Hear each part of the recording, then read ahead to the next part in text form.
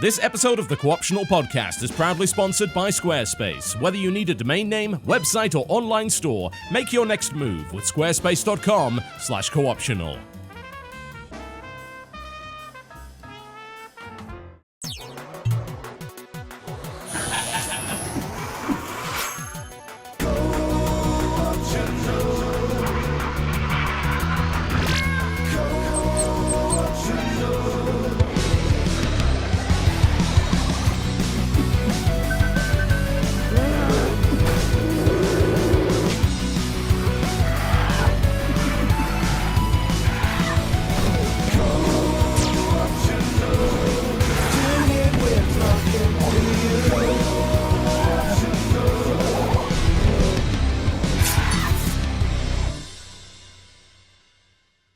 Ladies and gentlemen, welcome to the Co-optional Podcast here on the 14th of March 2017.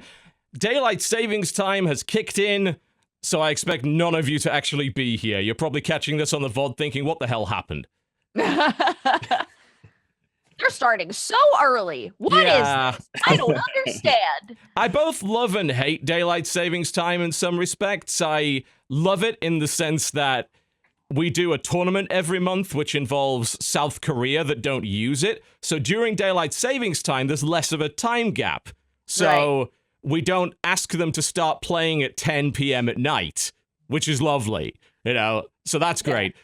But then I hate it because of how confusing it is for everybody else, since the US doesn't move at the same time as Europe does. When you do live shows, it really fucks with your shit. It really does. Absolutely. Isn't California trying to like make an appeal to just ignore? Just get rid of it? Yeah. I mean, it might help. I wonder if there's any like serious argument in favor of or against daylight savings in the modern era. It's that's interesting. Thing. Like in nowadays, I don't know. I don't know that there is. I wonder how much money it costs to do daylight savings with like how many screw ups in scheduling it causes. And how much, how many losses it causes. I don't know. I know we're already losing viewers and ad revenue from it as a result of that because people aren't showing up on time. So there you go. There's proof positive. Daylight savings time sucks because it makes a mild impact on the Co-optional Podcast. Get fucked, farmers of America. Yeah, you can add that. I'll go testify in front of Congress as to the damage that daylight savings time is doing to our show and the American people. We are, as a show, a job creator. Yeah.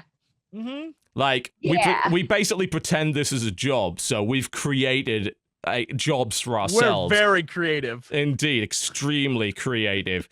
Not only that, but we are linked to other great job creators in America like Squarespace. Squarespace.com/cooptional for a free trial and 10% off your first purchase. And I have a wonderful Squarespace ad for you later on the show that I'm sure you will either adore or hate. Not wait. There's a split right down the middle on people that love those ads and people like, please stop. You're not funny. Like, these little sketches, you're not funny. Stop pretending that you're funny. I think he makes good jokes. I think they're fun. I like the goofs. I think they're good goofs. They're fun goofs. We avoid bad goofs on this show, honest. I think we run headlong into them. I think we see him and we're like, is that a goof? Let's do it. Yeah, we just don't swerve out of the way. What is that wonderful quote from the House of Cards? I'm the sort of person that expects the fridge to move out of the way for me. There you go. That's us with bad jokes right there. I think one of my favorite House of Cards quotes is, I love her like a shark loves blood. Yeah, I thought that was such a good watching. quote. I was like, God, that perfectly sums up how fucked up, but like just completely tied in your relationship is. Super compelling, that show. The first time I tried to watch it, I flamed out on the first episode, which is not the first time it's happened. Like, it happened with Breaking Bad as well, and even I think the first time I watched The West Wing, I flamed out on that. And then I came back to it a couple of days ago, having binge-watched the entirety of Danganronpa, so I decided, well, I've watched Danganronpa, so the obvious logical conclusion would be to move on to this US political drama with Kevin Spacey in it. I think so, yeah. Indeed. Look, just like I see the parallels. Absolutely. Some shows you just need to watch at a certain time in your life, and it clicks. You're like, I get this shit now. I get it. Before, I'm well in. Wasn't in, now I'm all in. I am well in on that one. Speaking of well in with the right people, Mr. Force, I don't know what that's supposed to mean, but okay. I mean, here's the potential segues you could have had. Well in with the right people, or speaking of bad goofs, or speaking of a bad joke. Those are actually, that's more applicable, I would imagine. All right, fine. We're going back. Speaking of a bad joke, welcome back to the show, Force. Hey, thanks for having me again. Nice to be here. I was actually going to harass you the other day. I was like, it's been a while, TB. When I'm glad you didn't. I had plenty of people harassing me yesterday, so thanks for not adding to that. No problem. Yeah, happy to be back. I play more than just Overwatch. I hope we can talk about that here today. Oh, yeah. I might be surprised. Yeah, you were That's the only reason you're here. I know. I was going through a list of people. It's like, who do I know who's reliable and went to PAX? And you spent like several days actually in our little Skype group saying, "Oh, I'm going to go see this game. I really want to go see Dauntless. I'm really excited." I'm like, you are ideal for this show. Let's go. That sounds like a great idea. I checked out a few. I didn't check out actually, to be honest, any of the indie booth, but I think Jesse's got us. I did. Yeah, so. Jesse's got you covered on that one. So I think the way we're going to do this is the first hour of the show we're gonna probably do PAX stuff, so it'll be mostly Jesse and Force, and I'll sit here as the moderator asking questions. And Dodger, you can play some Danganronpa. Dodger, I got some games for you, though, girl. I got some games for you, though, girl. I got you. I've been looking out for you. I'm sure you'll find something to do. No problem. And that's looks like she's got an eighth of a bagel there. I'm ready. I thought that was like a big cookie. I'm looking at the color of that. What kind of bagel is that? The color looks a little bit off. What's going on with it?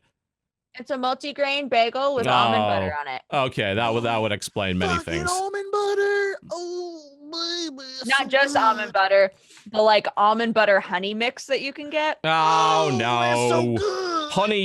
Honey is the devil. It ruins Get everything out it's of in. Here. Nope, honey's Leave. terrible. Reality. Honey is disgusting. Hate it. Absolutely hate it. Anyway, second hour of the show. PAX. Yeah, we'll start with PAX, and then we'll probably go on to stuff we've otherwise been playing, maybe with a bit of PAX overlap, and then we'll do the news, and we'll do the releases at the end of the show, curated by Dodger this week. She's pared the list down, so if your favorite waifu game is missing, then it's your fault, and you can blame her directly. It won't be. Let's be honest, it won't be. If it's a waifu game, no, I expect it not to be missing at all. Here's a more accurate one for me. If your favorite 4X minimalist space game, you can blame me. Man, minimalist and 4X, those are things that don't generally go together. I'd love to play a minimalist 4X game. That would be very interesting. All right. Well, let's start with PAX. Obviously, as you may very well be aware, PAX East just concluded. Not a show, of course, that is usually full of announcements. That's not really the nature of it. It's no E3, but it's a huge consumer show with a great number of games on display. Both Jesse and Force attended the full 3-day madness in Boston, and they come back with their reports of the games that they have been playing. So, who wants to start? You both played vastly different stuff by the sounds of it. Yeah. Well, I think I probably played less total stuff than Jesse, so I guess I could start with some of the big things I saw. First off, I'll say there wasn't like a lot of new stuff. I feel like Gears of War 4 was there, Lawbreakers was there. Stuff we've already seen. Bulletstorm was there. Blizzard had no presence other than a Blizzard. Oh my god! At the 9 a.m. like press, you can get in early thing. I saw the Blizzard. It was huge. And I was like, "Oh shit, that's where I'm going." Ran over there, and it's just a store, and was like, "Oh, all right." To be fair, as a consumer show, kind of makes sense. You know, Blizzard has a lot of swag that people really like, and people do buy a lot of stuff at PAX. You don't go there just to play games. I always come out of there with something. I'm gonna say this year, maybe 1 out of every 5 booths was just merch. Oh, like, right. There was a lot of merch booths there this year. Like too many?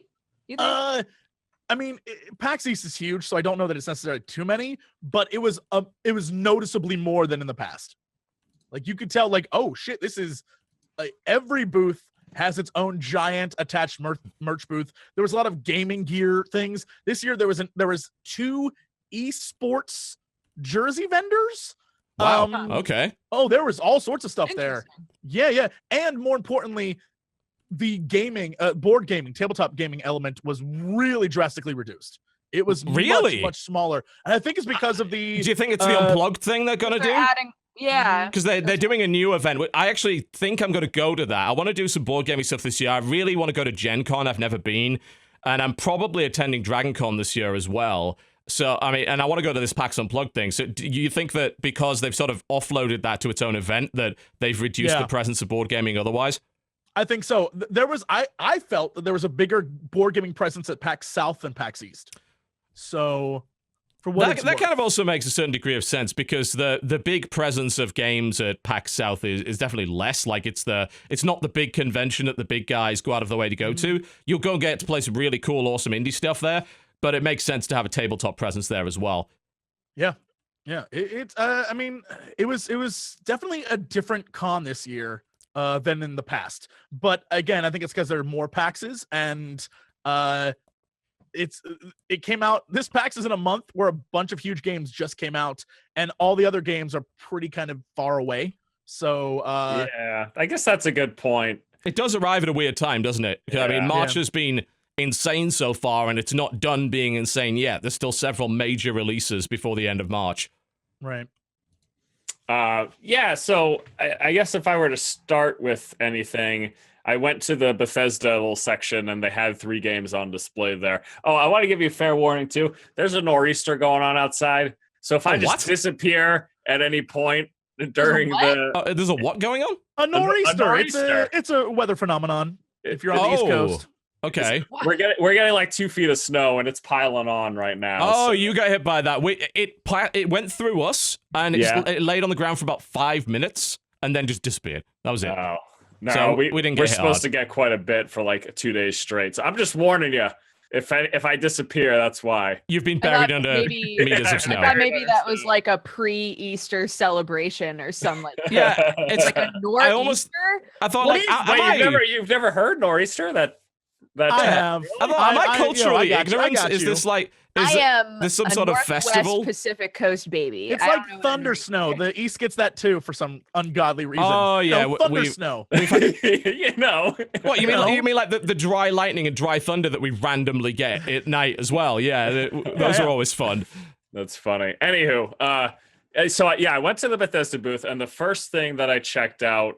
Well, actually, I won't say the first thing because I checked out the Elder Scrolls Online expansion coming out Morrowind. Okay, yeah, they're doing like a whole Morrowind thing, aren't they?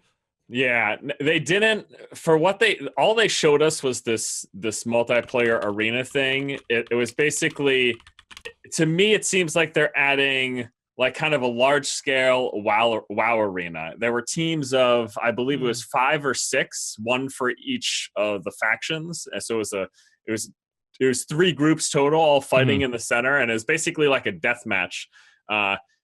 It reminded me why I stopped playing ESO. Like, there was a lot that I really liked about that game. I liked the world. I liked all the VO and the energy they put into that. I liked exploring. I just thought the combat was abysmal, and that's the problem. Yeah, they can keep adding all the stuff they want, but the core game mechanic is still pretty jank. So it's like, it was like 15 minutes, and it was just a mess. It wasn't fun. It was pretty mundane. It was kind of boring. So that was a disappointment. Bad. Like, I'm sure for people who are still into that game, they're super excited about Morrowind. It's going to be a new continent to explore, and they're adding a new class, I believe. So there were. Yeah, Bear Boys. I don't remember what it's actually called. Yo, But I was going to say, I'm pretty sure they boys. didn't. I don't remember. I'm not up on my Elder Scrolls lore, but I don't recall the class of Bear Boy is a thing. Bear Boys. It's Bear a Boys. very classic. Ah, okay. Yeah. I can't wait to play my all Bear Boy deck in Elder Scrolls Legends. That'll be great fun. Yeah, exactly.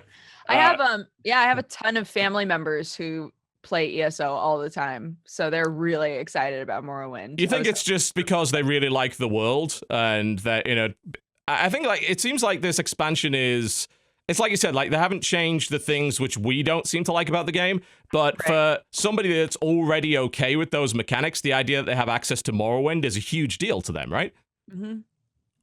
Yeah, I can't crap on the game too hard because I think I played like 500 hours total. I played the beta, I played release. So you got your money's worth out of that then. Yeah, and then I played a ton when they released the Xbox One version. I ended up really liking the way the game played and felt with a controller, which Really? surprised me. Yeah, and I guess come to think of it, yeah, it would. I It think would probably what work. helped with it too was that one of the big problems I had with the combat was how unimpactful it felt. And so when you add the feedback of the controller, that actually helped with that, which was interesting. Yeah, I've never really thought about it that way before. That Rumble, it always seemed like, I mean, and it kind of still is, I suppose, a gimmick, but I do wonder what it could do to add just that little bit extra, maybe push that satisfying feedback over the edge to the point where maybe you didn't enjoy it with a keyboard and mouse.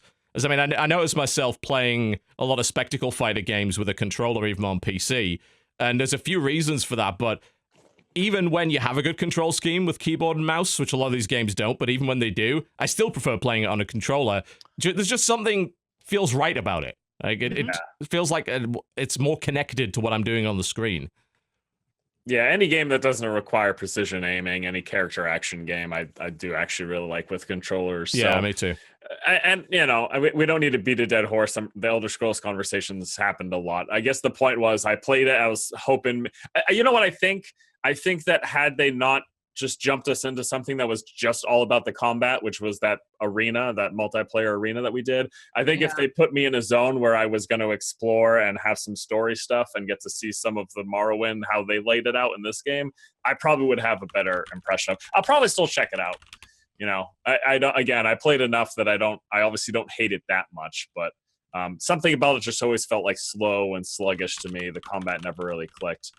On the flip side of that, though, moments after, I took a look at Quake Champions, and I thought that was amazing. Like, I had a lot of fun, very like frenetic, frantic gameplay.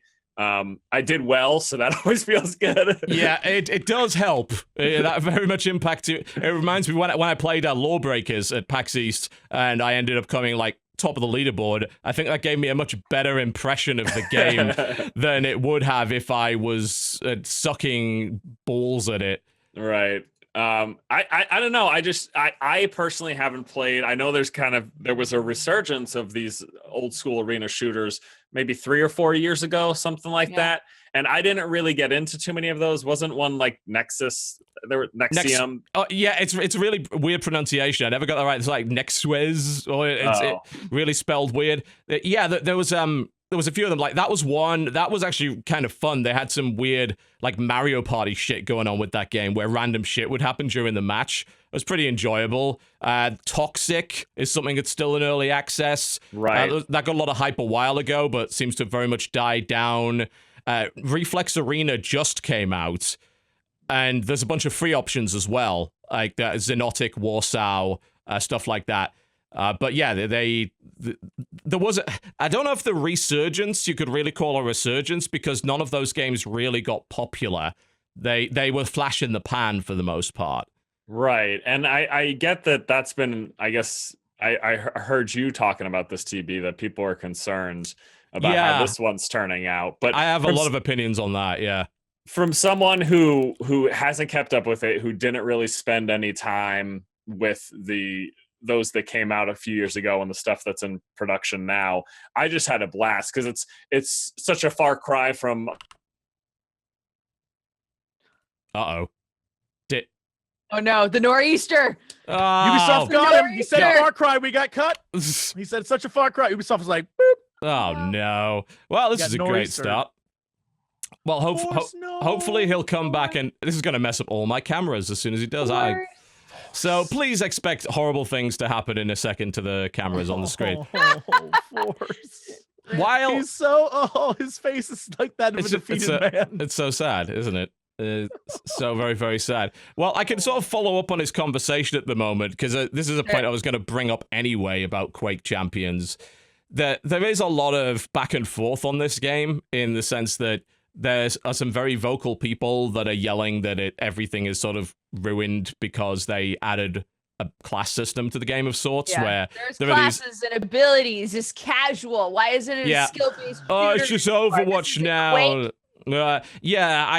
I read that stuff and I think to myself, what exactly is it that you want? Because when I'm reading all of these forums, for people who are trying to explain why they don't still play Quake Live or UT4, even though it's in alpha, it's still, you know, a very competent game, or any of these other games, like, well, they didn't innovate. Like, okay, but so is this Schrodinger's Quake? Like, it simultaneously has to be the same as Quake 3, but different to Quake 3. Right. What exactly are you looking for? Exactly the same, but it needs here? to be better. Yeah, exactly. So. I don't. It's very. It's so very odd. I think that the reality of it is that people actually don't know what they want, and they're going to be told what they want. They're going to be presented this game by a company that knows quite a lot about making these sort of things, and they're going to learn that this is actually fine, and they're maybe going to put up with an ability or whatever. The idea that it's being turned into Overwatch is bullshit. I think that's a sort of opinion that people have done no research on the game. Here's the thing: like, every character has one ability, right? But the ability cooldown can be reduced by getting pickups on the map. So people were complaining, oh, well, it's changing the game from a pickup-based game to a loadout-based game. I was like, no, that it's very pickup-based. The map control and grabbing these items, which will reduce the cooldown on your ability, which is actually fairly long, is super important. So actually, yeah, they're integrating a new element to the game, but it's very thematic and very in keeping with the way that competitive Quake works, which is map control and pickup control. That's even more important than having good aim and good movement in that game. It's so much more important, because if you can get super armor, you have a fundamental advantage. It's like, oh, well, I just want it to be a fair fight. It should all be skill. But Quake's never been all skill, though. Like, if I go into a 1v1 duel against a dude that has super armor, red armor, and I don't, I'm probably going to lose the fight. It doesn't matter how fucking good I am. There's only so much dodging and weaving. You're not fucking Neo, mate. You can't dodge all the bullets. You can't, even if you hit 100% of your shots, you could still lose the fight. You could totally still lose the fight. So there is always this element of unfairness, but it's tied into controlling that map, and so are the abilities as well. So I'm actually kind of interested in playing it, because honestly, the problem I've got with arena shooters right now is that all the ones that I go and play are so similar to what I've already played that I'm like, well, why? I'm already kind of done with this. Yeah. There's actually this opinion that, and I spent a good hour or so talking to James Too Good Harding a couple of days ago about this. And he can talk when it comes to things like Quake. He's currently one of the developers on Diabolic, or something along those lines, which is an upcoming shooter. And he's a former professional Quake player. And he claims that Quake Live and Quake 3 is a solved game. That it's got to the point where people are so good at it that there is literally no way that you can innovate or change the meta anymore. The game is solved. Okay. There's an optimal way to play it at a competitive level, and anything else is suboptimal. So there's no room to be inventive. There's no room to express yourself with a play style. And as a result, people are bored of it. Even the competitive guys are bored of it. So in order for that to change, you have to change the game itself. You have to add something new. And you also have to create a living product where you're constantly updating it and changing the meta, like Dota or like League of Legends. Like, they change those games all the time. So people don't get bored of them because they're constantly in motion. They're living games. Whereas something like Quake Live in its current state, at least the way that people say is the right way to play, that doesn't change. That hasn't changed in like 10 years. Word. There's a preview I never of played it. Quake. Yeah.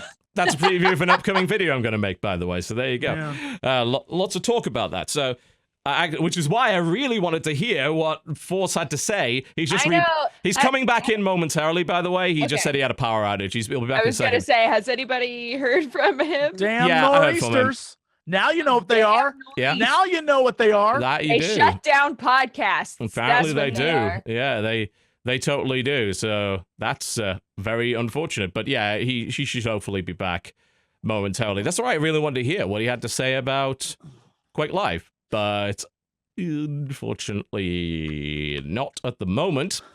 So that's fine. Until he comes back, let's move on to stuff that you played, Jesse. Let's hear what you had.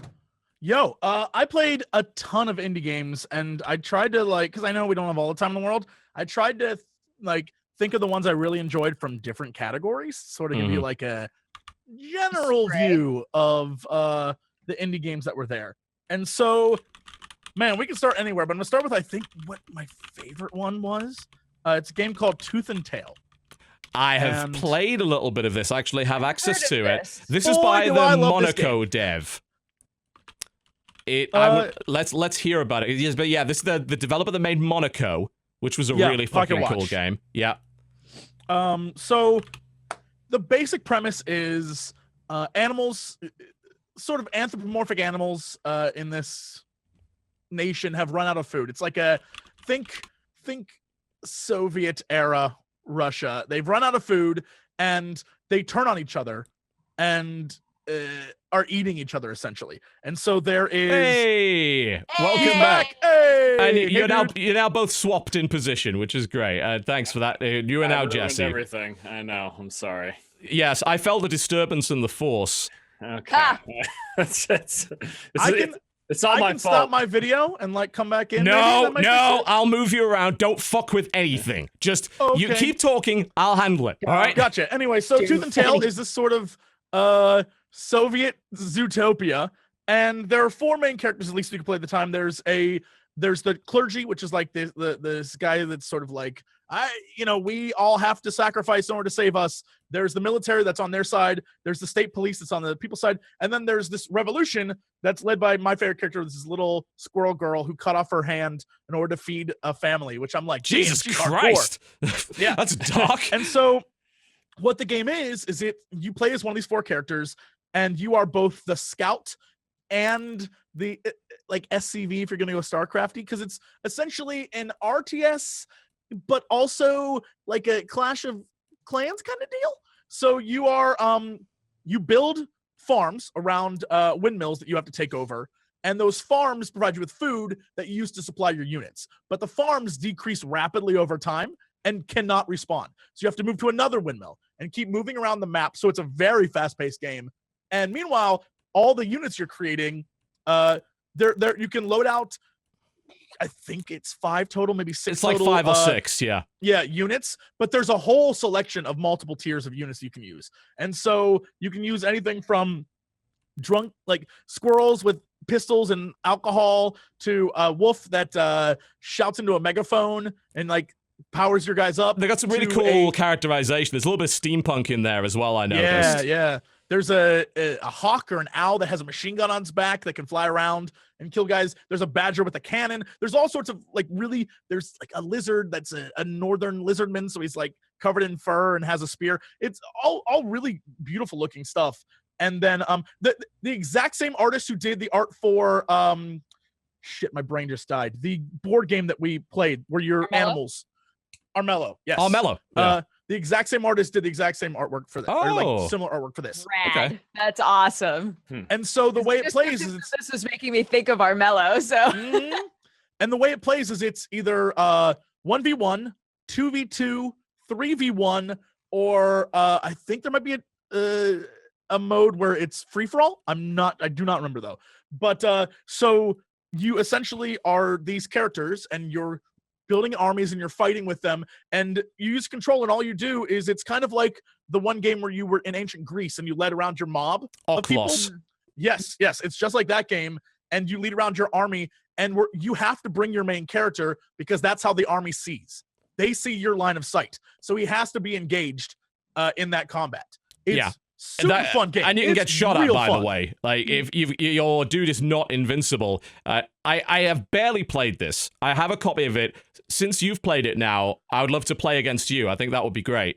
I made Krendor play a Northern Lion, and it was really funny to watch them play, because I had played it so much that I beat it on the hard mode and was like, guys, you have to check this game out. It's so good. And I watched them play each other. I was like, oh, I finally understand Twitch. I was like, oh, you're doing it wrong. It was you backseat gaming the hell out of it. It is. Yeah, and Yeah, this very it's got there really is a single player. For Yes, someone in there is chat a was like, is it campaign. multiplayer only? There's a story campaign and everything. Yeah, it's not in the current version of it. I'll say, like, they're currently, like, focusing on the multiplayer. The version that I've got on Steam has no single player at all.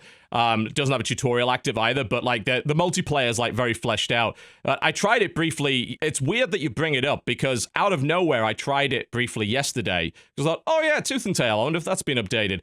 Sort of ran around trying to figure out what was going on, and the AI commander or scout, it's kind of both because he runs around with a banner, ran next to my windmill, which is being farmed by pigs. I wonder if there's some like political commentary going on anywhere in there, some Animal Farm shit going on. But the pigs, like, if you run next to them, they pull out pistols from their trousers and start shooting at the commander. I was like, this is fucking cool. I'd love to play this with you. Actually, it seems like it's got tons of potential. You're right in the sense like it's a active RTS. It's like there's a bit of Pikmin in there. There's a bit of Okhlos, but it is Pikmin's a real good call. Yeah, real time strategy. But one that you're directly controlling and using your commander to like put up a banner and giving orders like fire at will or retreat and so on and so forth.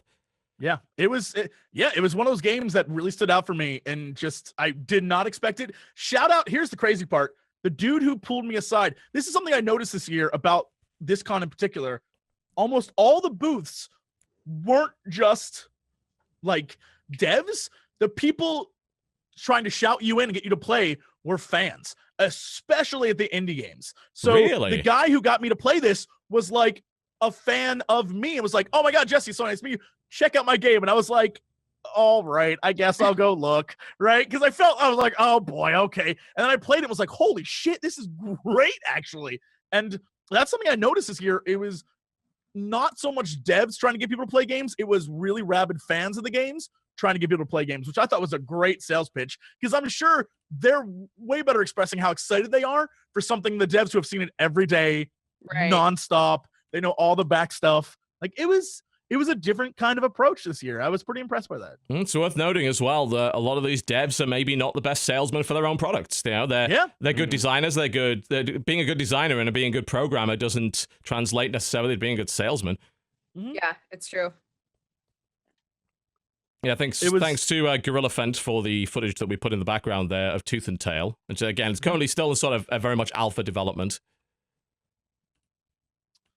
I thought it was awesome. I don't know if you want to switch back to Force for a minute. Yeah, let's go back to Quake Champions. Before we lose me again. Yeah, that's a good idea. Don't say that. Don't jinx it. Yeah, while you're away, we talked a bit about the idea that like what people want out of an arena shooter, and that there's this sort of I want it to be like completely like Quake 3, but also innovate and not be like Quake 3. This sort of like impossible position that some people are putting them in. But I just want to hear how it plays. Yeah, so I'm in an interesting position. The point that I was trying to get across was that I haven't kept up with it. In fact, I never really spent a lot of time with original Quake period. When I was younger, I wasn't a PC gamer because we just didn't have a PC in my home. It wasn't until I went away to university in 2004 that I got my own laptop. That's when I got into PC gaming. So I just thought it was awesome. It was a lot of fun. It was really frantic gameplay. It looks to harken back to all that stuff. You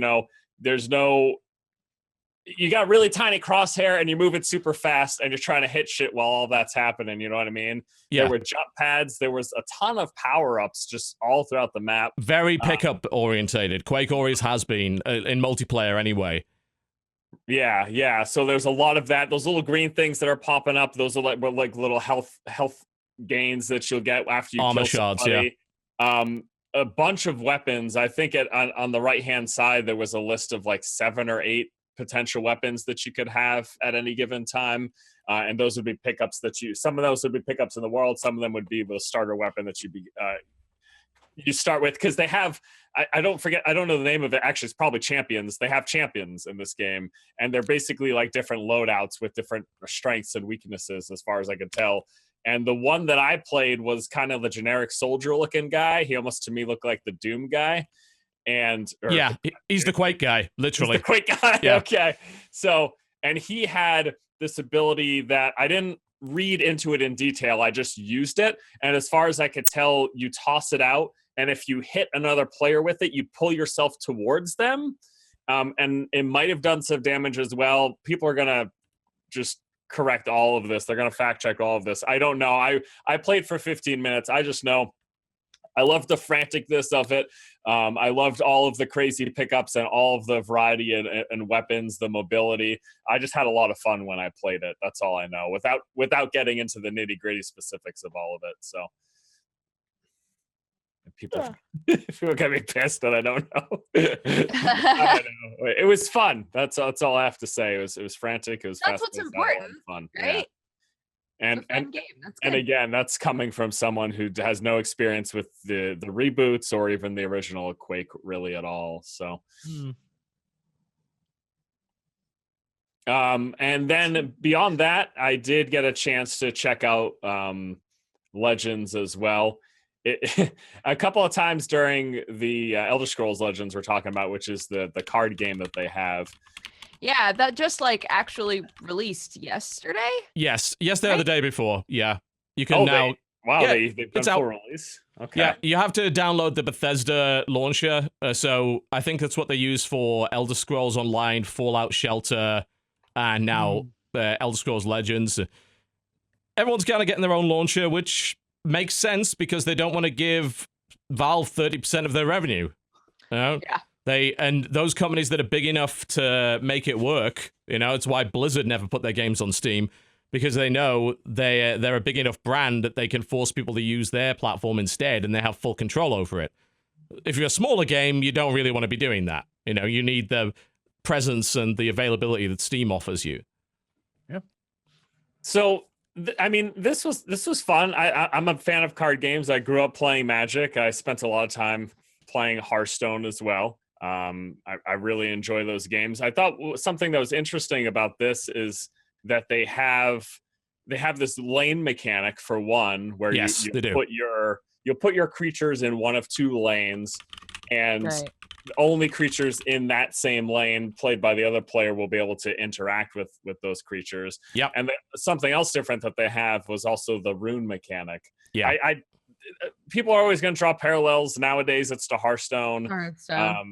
Before Hearthstone existed, any new card game came out, people would compare it to like the Pokemon or Magic the Gathering. People just like to compare games to what's that was like the best grandpa moment you ever had. To compare it to the Pokemons. The Pokemons, yeah. I love it. But it was fun. I liked it. Very steeped in the Elder Scrolls universe. It's funny because I went from the ESO to this, so it's just I just had like this big hour chunk of just being like soaked in Elder Scrolls. You were ready for more Bear Boys. You were You were like, you wanted all those Bear Boys. I get it. Exactly. I think this game has legs to stand on. I think it has potential. I'm just curious. I guess I'm just gonna be curious to how it plays out, because I think besides Hearthstone, there've been a lot of digital card games that have come and gone. But it's nice. It's nice to see card games come out that have a different take or like a different mechanic in there, because so many of them are really straightforward. Like, here are my units, and now you put out your units, attack the face. There was a bunch of those games that came out, and none of them really got any traction. I played a few of them, and so what you had was companies that took a step back and said, right, why is it that people like Hearthstone? How can we take those elements, maybe improve on them, but also put our own spin on things? And Elder Scrolls Legends is definitely that. There's no doubt. Yeah. The lane mechanic alone is hugely different to anything that Hearthstone has to offer. But in terms of its play, it's very familiar. The whole drag the card onto the face kind of thing, the way that mana generates over time, that's very familiar. It's easy to get into, and then you realize the differences. That rune mechanic that you brought up is the one kind of big beef that I've got with the game, actually. It's called Prophecy, and once you take a certain amount of damage, one of the runes that you have in your characters breaks, and that causes you to draw a card. If that card has the word Prophecy on it, you get to play the card immediately for free. Right. And that's a big, swingy, kind of random mechanic, because it can either the prophecy can either be massively impactful and completely swing the game back in your favor, or just a tiny little bonus that really doesn't help you all that much. Yeah, and I think to the point you guys were making about some of the differences or games trying to set themselves apart, I think Legends does suffer a bit from being very similar to Hearthstone and also being very similar to Magic, just in terms of its play and presentation. Like the moment to moment, you got your hand, you put a card down on your side, your attack towards your opponent, stuff like that. Lots of parallels. Whereas some of the other games, I know TB, you just did a video on, how do you pronounce Faeria? it? Yeah, I think it's Faeria. I'm going to assume it's something like it's That's Faeria or Faria. It's like Faeria. We're just going with Faeria. It So, looks like Faeria to me, yeah. And So- that is totally different. That's like, right. it's I mean, it's barely even a CCG. Like, I'd call it a collectible tactics game, actually. And there was another digital card game. I think it was called RuneScape Legends, maybe. Yep, Chronicle RuneScape Legends. Right. That's totally different as well. That game's great Exactly. fun, by the way. It's super great. It's completely unique. I've So never seen anything like it. Full disclosure, I did play that game as part of a brand deal, but what I will say is that they did something to set themselves apart, and I thought it was actually really cool. You had these little miniature figurines. You and your opponent had to play your cards to fight through your lanes. It was really interesting. Yeah, it's like a mini adventure. You were sort of going on a little pen and paper RPG adventure in parallel with the other dude. And you were trying to fuck with him as he did that, and it all culminates in this final battle at the end. It was really cool. Like I really liked that. And, Yeah, and it's again, great. I saw some of the gameplay of Faeria that you played, and that was quite different. But for all of its strengths, the Elder Scrolls Legends does play it safe for if you've played Magic, if you've played Hearthstone, you're going to figure this game out pretty darn quick. It's not going to throw you for much of a loop. There's not much new things to learn, basically. Yeah, it's playing on its strengths, which is like the strength of its IP and the fact that it's Elder Scrolls. And it really went all out on that because they actually have a full single-player campaign with a story, which has a ton of Elder Scrolls lore, and you build a deck as you go, and you can actually upgrade the cards and all that kind of thing. And that's fully playable for free.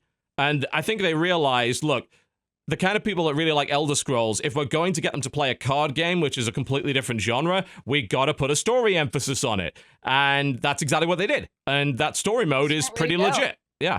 Yeah. So yeah, that was good too. Overall, I like Legends. I really liked Quake Champions. I had a great experience with that, and more ESO is coming. So there's much more to it than I'm sure that I know because I haven't looked into it much. But that's frankly because I can't be bothered. I'll jump in when it comes out and I'll check it out for maybe a couple of days. So yeah, we'll see. Jesse, you want to fire a couple more games at us before the break? Dude, I got you. Okay, so I'm gonna drop a Dodger one this time. So last time we had RTS. This time, it's a game called Moonlighter. Okay. Moonlighter is a game where you play as an adventurer / shop owner, hence you moonlighting, because during the day you run a shop and at night you go out and you get items for this shop. Neat. The art style is like super like cute pixely kind of art style. Looking at it. Essentially you are this like white-haired adventurer who goes off, and all the items and all the shit you find in the tombs and the various places you go, you collect, and then you go back to your shop. I figured this was like right up your alley. You go back to your shop, and then you craft, or you can just take the items you found and throw them out for sale, and then people will come into your shop, and they all look like sort of spoofy adventure characters. Like there's a guy who's clearly Lonk, right? He's like, hey, I'm old man Link, and he goes in. It's something that's been done before, but it like Recitia really did that. polished. Yeah. Yeah, it felt really, really polished, and like they took it to the next level a little bit. And I super fell in love with it, and I think that it's really cute and silly. So that's definitely a game to check out in the future. Cool. It's a Square Enix collective game, this one. So it's one of, and I'll never get over this. Like, we're publishing indie games. Like, you're what? Yeah. Hey, wait a minute. You can't publish an indie game. It stops being an indie game if you publish it. Stop. I don't get it. What? Speaking of which, this is so fucking Square. This is, speaking of which, another game that I really, really liked is also being on the collective, I guess. It's a game called Children of Zodiarcs. It is I a have game no that idea how how do I that's even spelled, describe this? but It's a game that sounds crazy, but somehow works really well. It is no, I was wrong. part Final Fantasy Tactics, part card game, part dice game. Right. So the premise is that you are all these different characters that you can change. Like there is no really class. They just have different weapons. So one character has a pistol, one character uses magic, one character has like knives and a dagger, one character has a shield and stuff. So you can like make them a tank and a range and all that stuff if you want to. But there's no really class system. And the whole premise is that you are playing just like Final Fantasy Tactics. So you're moving your characters around the board in the squares and hitting them from behind or at an angle or whatever.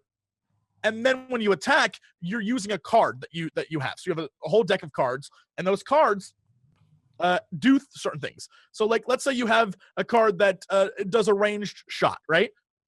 You then on the card have like a bunch of different bonuses you can get to that card because each character has a built-in dice set that you can mess with. You then roll to see if you can get those bonuses. And the bonuses will do things like change that range shot to something that heals you, or change that range shot to something that does an AoE, or something like that. So you can add, or like 20% more damage or whatever. So you can add stuff to that.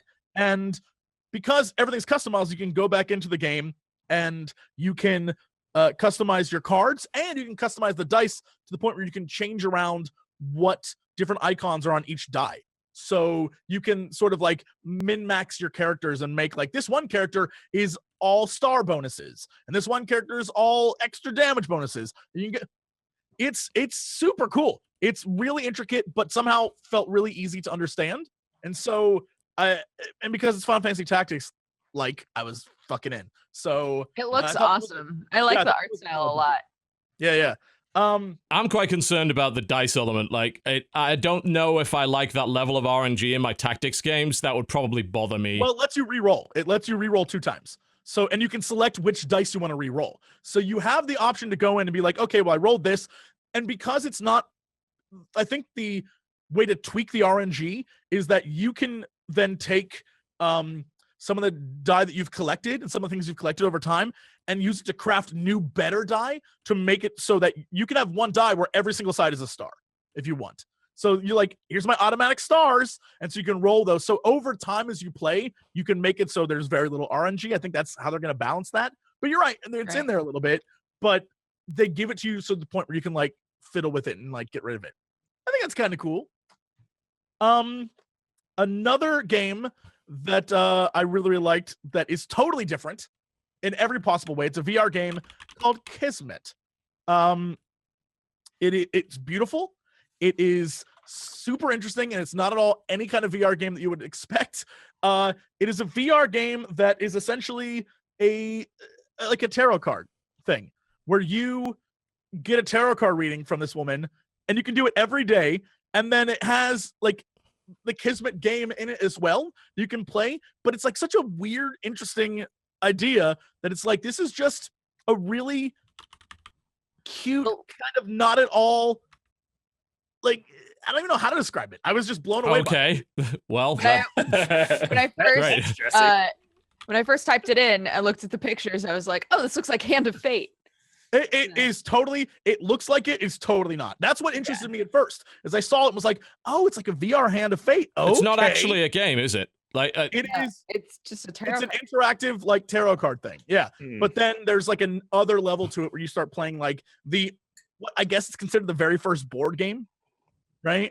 Kismet or whatever. So you can play that as well. But yeah, it's not, I don't know that I necessarily call it a game, but like an interactive experience. It's an experience by the sounds of it, yeah. But it's one that changes every day because all the information that's pumped into the game is based off location and weather and all the like astrological charts and all that stuff. And so if you're into the world of sort of tarot card reading and things like that, I feel like this is kind of up your alley. And it's an interesting non-game game that I think a lot of people who have VR, right? People don't use VR for much, really. It sucks. Niche of a niche, that kind one. of like a new thing to throw on there, and it's something you can do every day if you want to, and it doesn't last that long.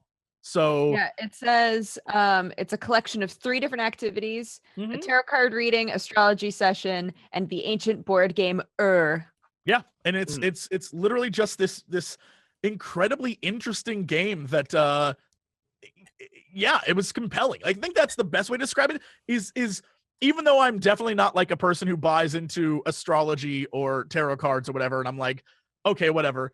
I still felt really compelled by what was happening, and I was like, oh shit, okay. It was pretty interesting, and so I definitely think because it was so interesting and different that I want to throw it in the list of games that I played because it looks beautiful too. And when you're in VR, it actually like you kind of get involved. The cards flip up and they're like moving and shit. And you're like, oh, the devil. Ooh, I'm bad, right?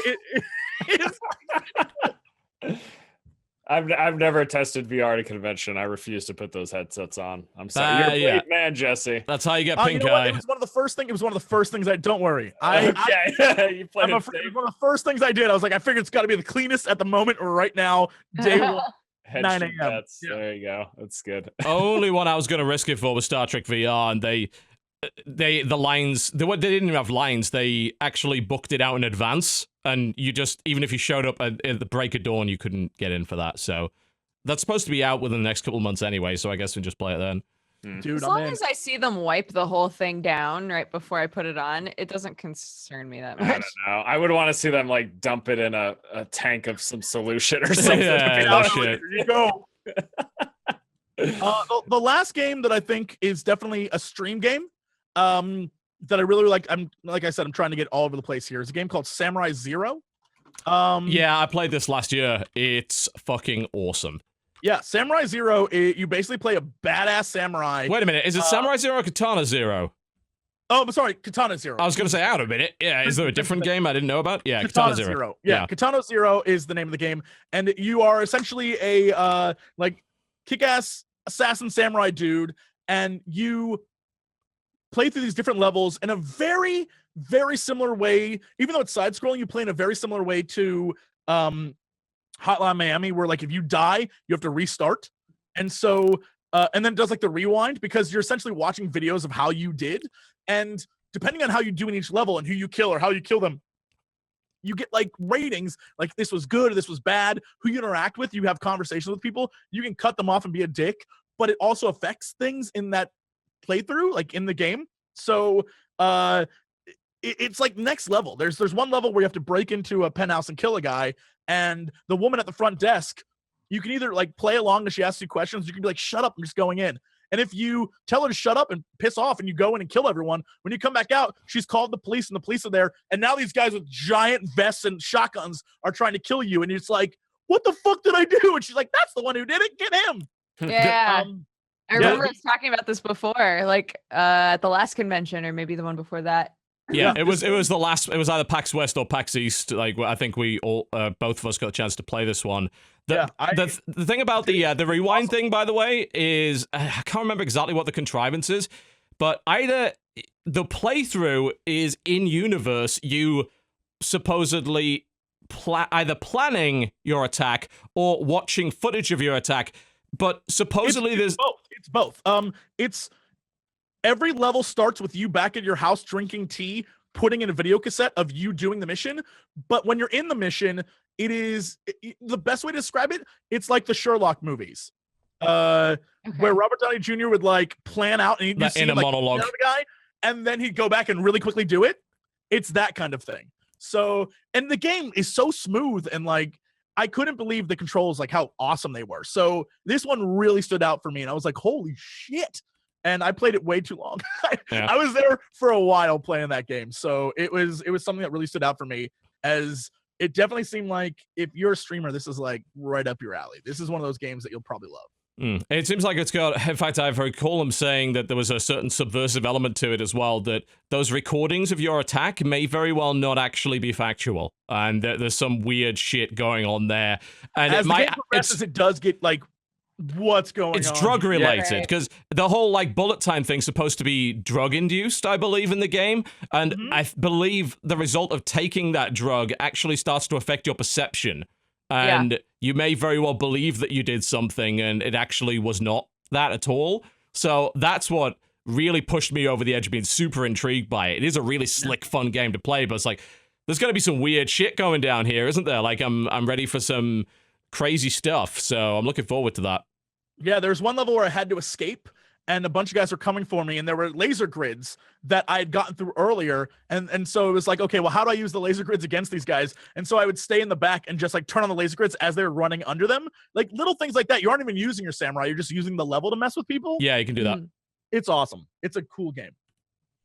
Yeah, looks great. Looking forward to it. Should be out fairly soon, that one. It's been in development for a long, long time. I think it's like one guy behind it. One or two, anyway. Yeah, I think it's just like 2 dudes, maybe 3. Yeah. Ridiculous. There's something that looks that good and plays that smooth can be made by so few people. Yeah, man. Good stuff. Believe it's either a Devolver or an Adult Swim. It's one of the two. I believe it's they're publishing it. Swim, I think. Yeah. Which they nail it when it comes to games lately, so... Yeah, I think those companies are competing to get the most dick hard games they can. that's how it feels. Yeah. Like they're just like, what games can we have that will really stress out players? What really violent, super hard games can we get just to annoy the fuck out of everybody? Yeah, they've come a long way from pole dancing games, man. Indeed. They figured it out. I think what was the first one that Adult Swim did was what? Robot Unicorn Attack? Unicorn Attack. And then they did Super House of Dead Ninjas, which was a fucking dick of a game. And then it all went downhill from there. It's just like, let's just get progressively harder and more evil. Good to have an identity like that, no doubt. Yeah, man. It all goes back to that fucking Viking. God damn you, Volgar. So, yeah, those are the indie games that I played. I played a lot more, but I feel like that runs the gambit of what I really enjoyed. So, there you go. There's one more game I'd like to hear about before the break, actually, that Force, you said you played and you were super excited to have a look at, which was Dauntless. Yes. Yeah. How was Dauntless? So I heard about Dauntless just in the swath of PAX East, please come to our appointment emails that I got the weeks preceding. It was the first time I heard about it, and I looked it up, and I was like, oh, a PC version of Monster Hunter. I've always been really interested in something like that, and we haven't really had anything that kind of lived up to that. No. So Dauntless is a character action game. You go out with a group of it's a group of 4 people, yourself included, and for the demo on the show floor, they had classes or something along those lines, but it's my understanding that you're going to make your character. There'll be a character creator. You can decide how they look and everything, hairstyles, all of that. And each of the weapons in the game will be tied to a different attack patterns, different combos, different like specials, those like super charge up attacks and things of that nature. And the whole idea is you go out and you hunt these behemoths. That's the name that they're calling their monsters. They're behemoths. The dev told me that they were shooting for, I believe he said around 30 of those at launch. So there'll be 30 different behemoths that are basically just like, they're like boss fights in an MMO. If you were to take like an action MMO, like a Terra game, for example, and just take all the boss fights and build an entire game around that, that's what Dauntless would be. The world is supposed to be one of these shattered worlds. I feel like we hear this setting a lot. The world was like torn asunder by this elemental energy, right. And there's a bunch of these floating islands, and the behemoths are there to try to take that energy out of the world, and you're there to try to stop them. So we didn't get to see the town, but what he told me was there's going to be a central hub area where you go there and you gather with your friends. There's going to be quest givers. That you'll get reagents, and you'll be able to do things like crafting there. It's just going to be like a central hub city. I guess you could probably liken it to something like Destiny's hub city, or I'm pretty sure, I haven't played Monster Hunter games, but I'm pretty sure they have something akin to that as well, right? They do. It does seem like that's exactly where they're going with it. Making a, I would go as far as to say making a version of Monster Hunter that runs on hardware that isn't 10 years out of date, which is lovely. Remember back in the day when Monster Hunter used to be on the current console and not on some tiny little Nintendo thing? Wasn't that lovely? Wasn't it nice when you could play it on a screen that wasn't... I'm so overwhelmed that I'm crying. Oh, playing on a screen that's larger than 3 inches. How is this possible? Remember when it wasn't like on mobile phones and shit? That alone is a good enough reason, even if it was just, this is a Monster Hunter clone, like, great, good, sure, bring it on. That sounds like a great idea. So you start off in this, and actually, TB, I think there's a new trailer that just came out. Yeah, the one I played was an old sort of trailer that let me get you that too. Let me look this up. So you start off in the hub city, and you're going to get together with your group of friends. You'll do quest, and then you'll go out to fight the behemoths, and they're done in these, like I said, these floating islands, these shards. I'm not sure what the process will be from going to point A to point B. I'm assuming you'll just queue up and then you'll get dumped there. From what I could tell, that will be the case. Yeah. And you start off at one point of one of these floating islands, and then you have to find the behemoth. So people will go out in opposite directions looking for this creature. And we also start off with this flare item. So when you found it, you could shoot a flare up into the sky. The rest of your team would see you, and they'd be able to come to the location. And it's what you expect it to be. They're these big creatures with these telegraphed attacks. The ones that we fought were relatively slow. The first one that we fought was this like owlkin looking creature. Yeah. And he had a swooping attack, and he would like flutter his wings, and a big gust of like tornado wind would move forward. And it's just all about finding your opportunity to attack. Your characters do not lock on to the monster, so you're moving your character freely in the world, and it's got the animation priority style of attack like Monster Hunter games do, like Dark Souls games do, where once you do a big swing, you're pretty much committed to that. So if you do it at the wrong time and the monster hits you, that's how you suffer. That's your punishment, basically. So trying to find those opportune times for do attack. But what I got from even just, we fought 2 behemoths. The 2 that we fought, I thought were really, I thought they were really interesting. The second one was this giant lizard-looking creature who would summon walls of ice, and he would like spin up like an armadillo, and in his path, I want to say like 30 or 40 foot tall, like big walls of ice would form, so you actually would be blocked from him, and he would use that time to heal up and stuff. And they had different phases, like enrage phases. When you got them to a certain point, they would leave and go to another part of the island. It's like a flea mechanic. Yeah, so you'd have to hunt them again. And what we didn't get to see in the demo that he said would be at launch was there'll be materials in the environment, resources for you to gather so that you could do crafting for making things. And similar to Monster Hunter and this style of game, you could chop off parts of the monsters, and they would lose that, and that could be turned into a weapon. Like they'll have weapon and gear sets that you will farm them over and over again to try to get all of the pieces. So this is all I've ever wanted, a Monster Hunter on PC. Like, yeah, I was gonna say, I mean, you are just describing obsessed with this game. Monster Hunter. That's all Monster Hunter is, and it's totally fine that they're making a game like that, a sort of Western Monster Hunter that's on modern systems, and is probably going to get, as a result, constant updates. Did they say whether or not it's going to be free to play? You know what? He didn't mention the business model. What he did say was that they're targeting an open beta for later this year. So that should be coming, I'm guessing, in the late summer or fall time.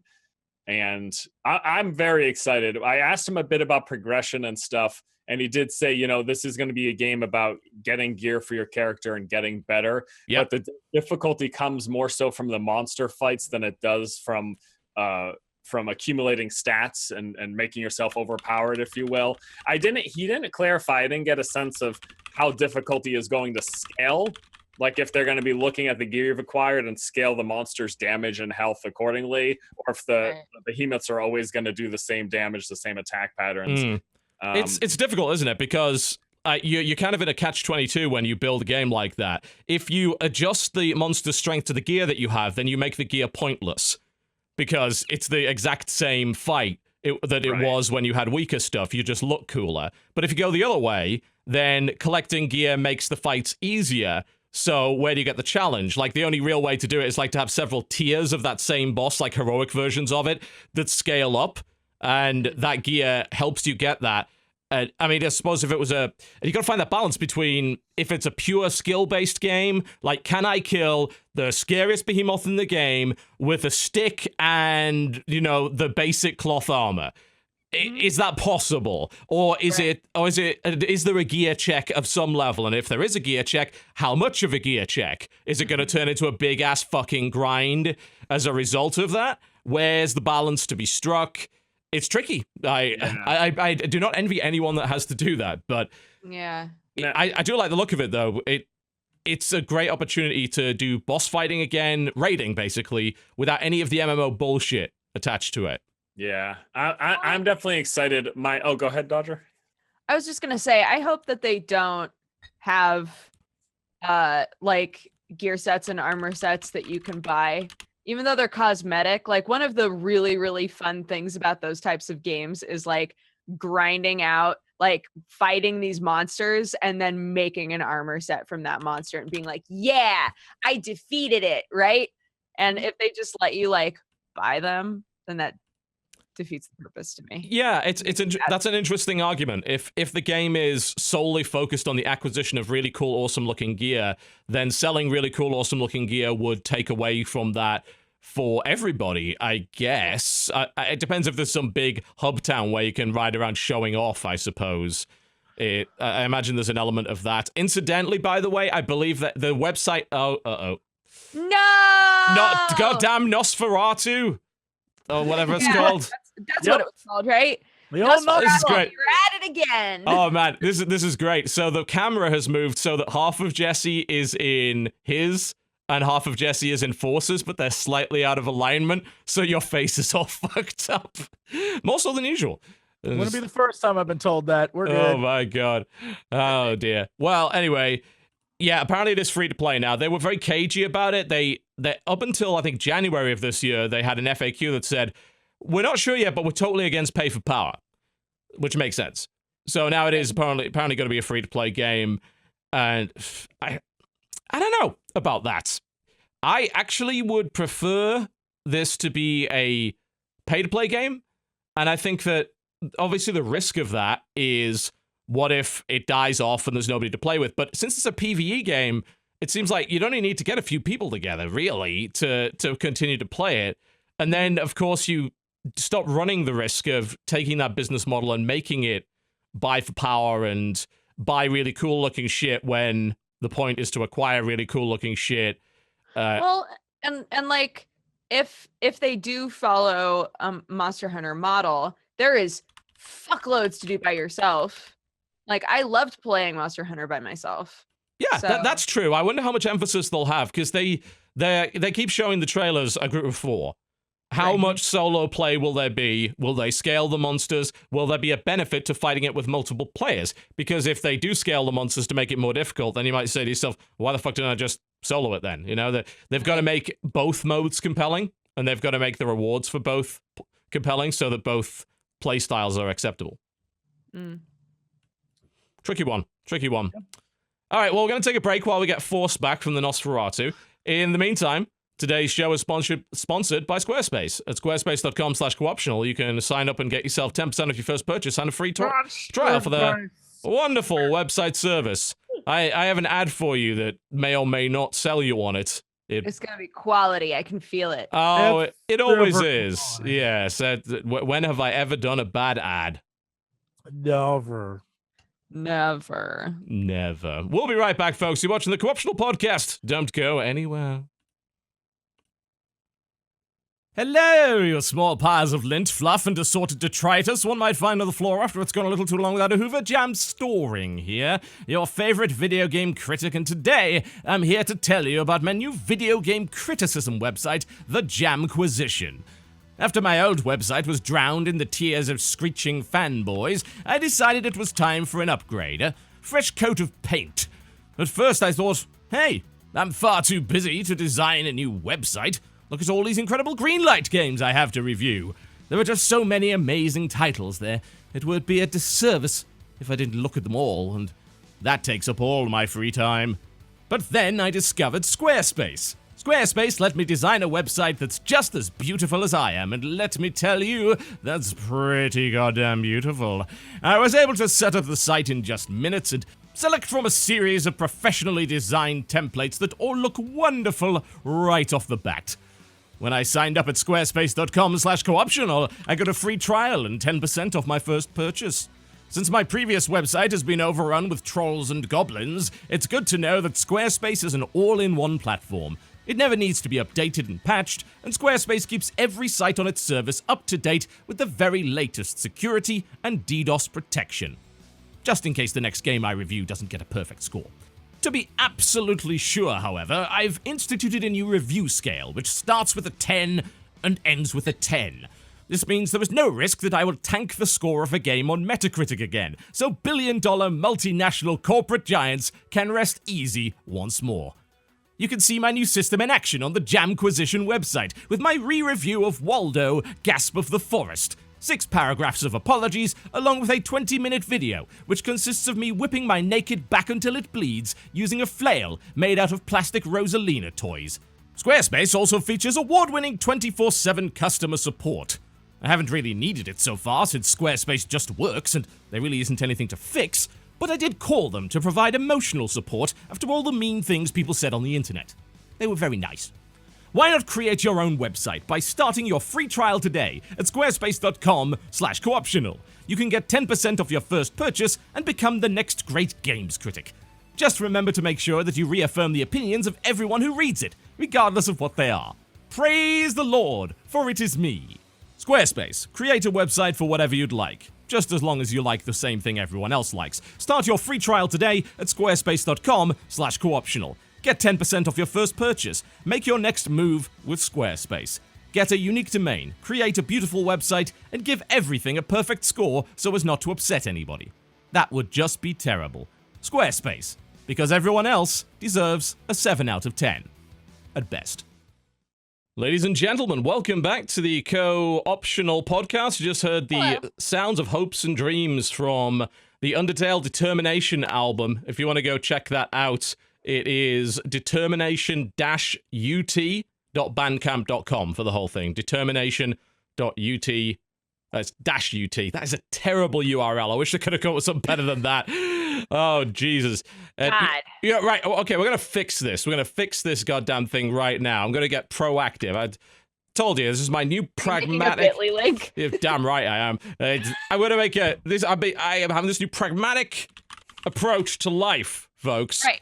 So rather than you having to remember this stupid fucking URL, I have created a tiny URL for you, which is much easier to remember. So rather than going to determination-ud.bandcamp.com, which nobody can remember, go to tinyurl.com/goodfuckingalbum. That's tinyurl.com/goodfuckingalbum in order to access that page. Now, is it a good fucking album or is it a good fucking album? I think that depends on who you are.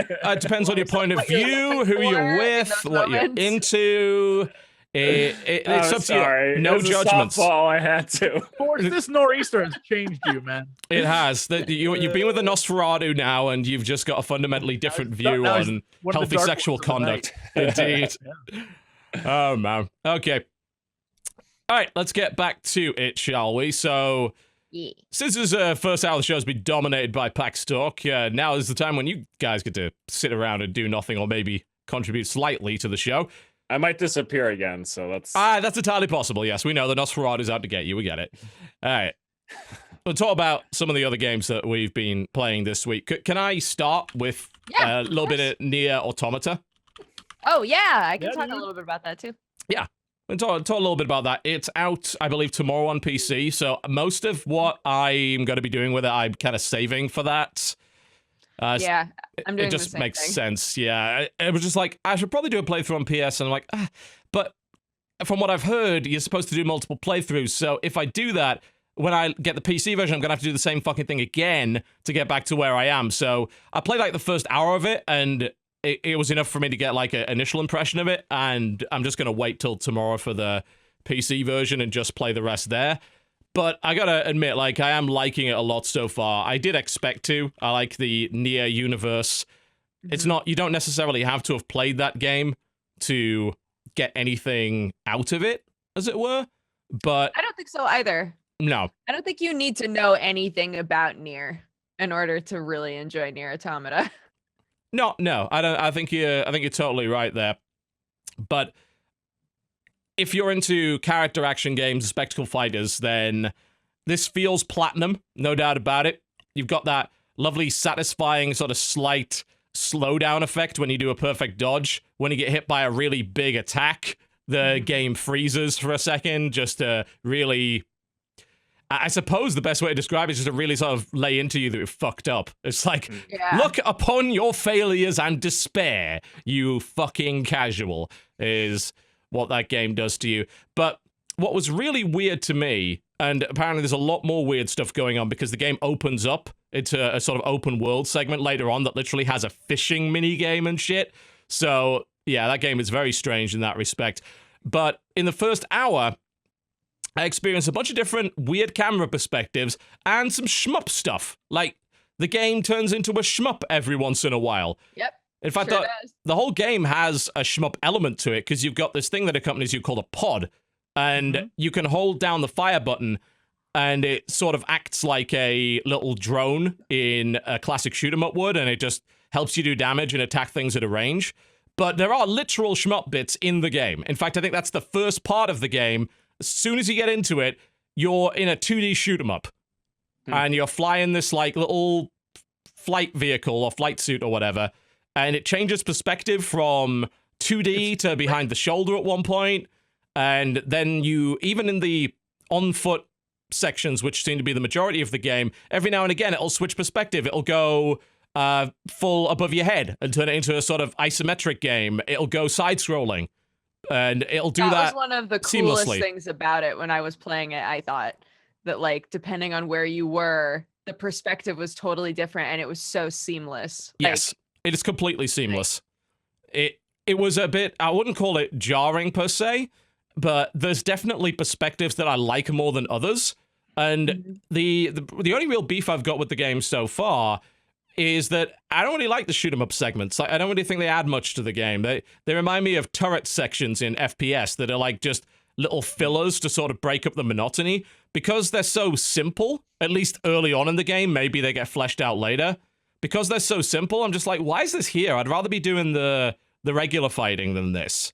I liked with what we played, I really liked how boss fights can go from like, I'm doing combos with my cool sword into, oh, it's a bullet hell now. Like, I liked that it was constantly like changing between those things, and sometimes you were in a mech or a ship, and like, I liked that stuff a lot. Get it. It's your new waifu, Jesse. No, I'm sure Aloy will be very all upset. the way. But I want to point out, for the record, this art book that came with the collector's edition has the funniest. So it has quotes in it that I think are supposed to be about like the world.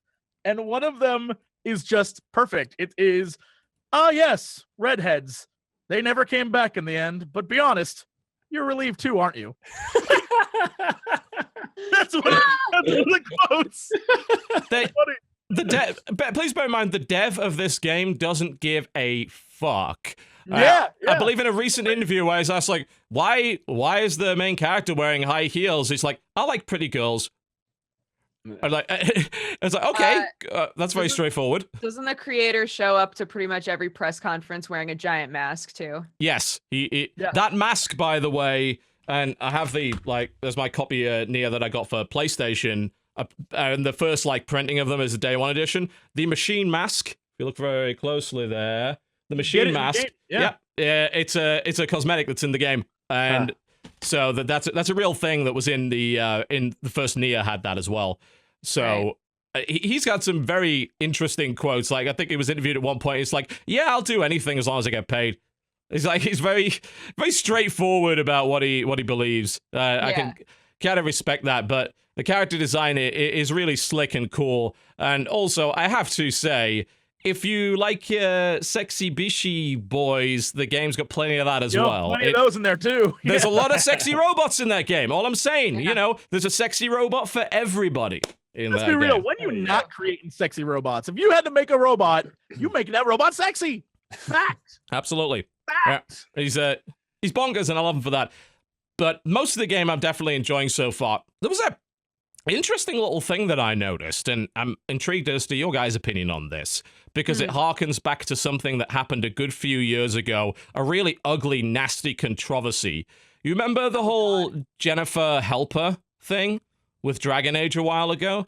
So there was this huge fucking stupid fucking blow-up where one of the people that working for BioWare called Jennifer Helper made the remark that she would like to see games basically have a feature that took out all the combat and just let you sort of do the story.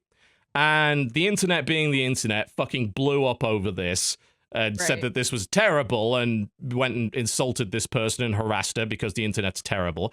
But the point that she made, I pretty much always believed is valid, at least with single-player games, in the sense that that would be a kind of neat option for those that either getting stuck a part of the game so they can't progress.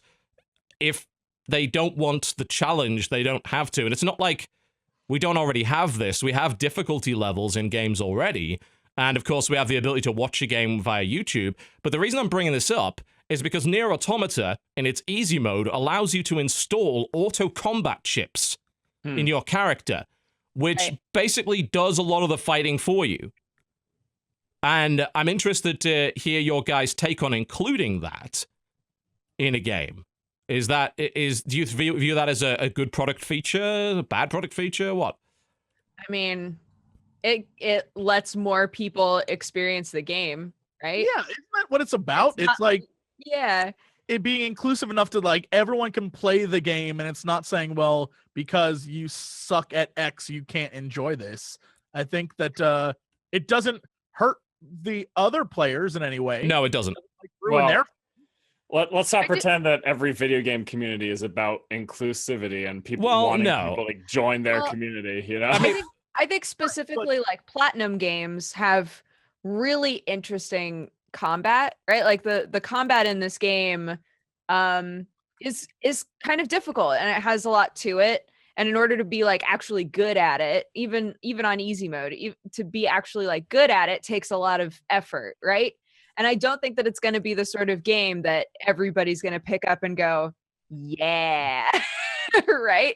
Mm-hmm. So like for those of us who enjoy the feel of playing it, cool, we can play it. But anybody who likes the look of the game and wants to know what happens and wants to like do all of these quests and stuff and like find out lore or whatever, they have an option to be able to do that, even though they fucking like suck at the combat. They won't have to deal with that constant frustration. Yeah, and it's worth bearing in mind, by the way, this is not the first time Platinum has done something like this. Bayonetta included basically an auto combo mode that was like, just bash buttons and it'll do all this really complicated stuff that you can't do. I use that sometimes, yeah. Why not? And Pillage, and there's a couple of different like attitudes to deal with. The first one being the whole get good thing, which is a fucking meme, frankly.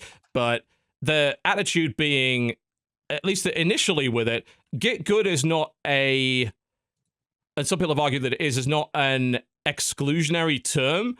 It's an answer to people that blame the game design for their personal faults.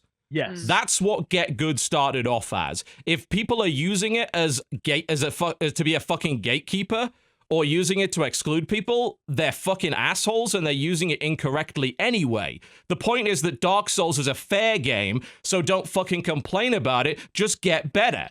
Learn the game. The mechanics are designed and the levels and enemies are designed to be fair. So you don't get to use get good. And I actually ran into this very same attitude with discussinq, which we'll talk about in a little bit, where somebody complained about discussinq being too hard in the forums. And guess what the response was? Get good, get good, get good, get good. No, that game's actually unfair in places. That game has some design flaws which make it unnecessarily challenging in some areas. A lot of it's fair, some of it isn't. And I tried to break that down in my video. So fuck this get good thing as a gatekeeping idea. And especially when dealing with a single player game where there's no competitive nature to it whatsoever. The other question being, well, why would you play a game if there's no challenge? Because not everybody plays games in the same way. If you want to just experience the story, okay, that doesn't affect me. Like, I think that attitude's ridiculous, but that's not, you're not even forcing it on me. You're not forcing me to do that. Right. I could just play the game normally. As long as your easy difficulty mode doesn't somehow affect the rest of the game's difficulty modes, fucking put it in. Put an autoplay option in every fucking game. Do it. Right. Every single player game. Just fucking do it. Why not? Let other people do it. The game is, though, right? If you're looking at Dark Souls, the experience is defeating the bosses that are challenging, right? Yes.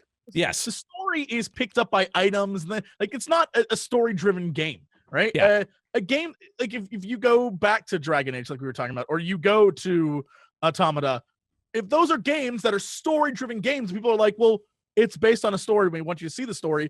Giving people who aren't like highly skilled at games the option to experience the story, I think is a fair thing to do and shouldn't be looked at as like, oh, they're ruining the game. No, that game's a story-based game. Some games are combat-based games. Some games are like you're puzzling through shit. Like you're allowed to. I'd love that for puzzle games that were story-driven because I'm an idiot. I would love that. I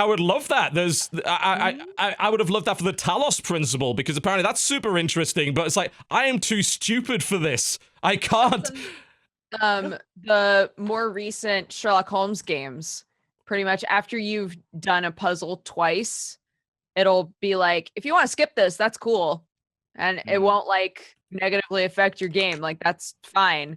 Even ones where, you know, there's a difference between winning and losing.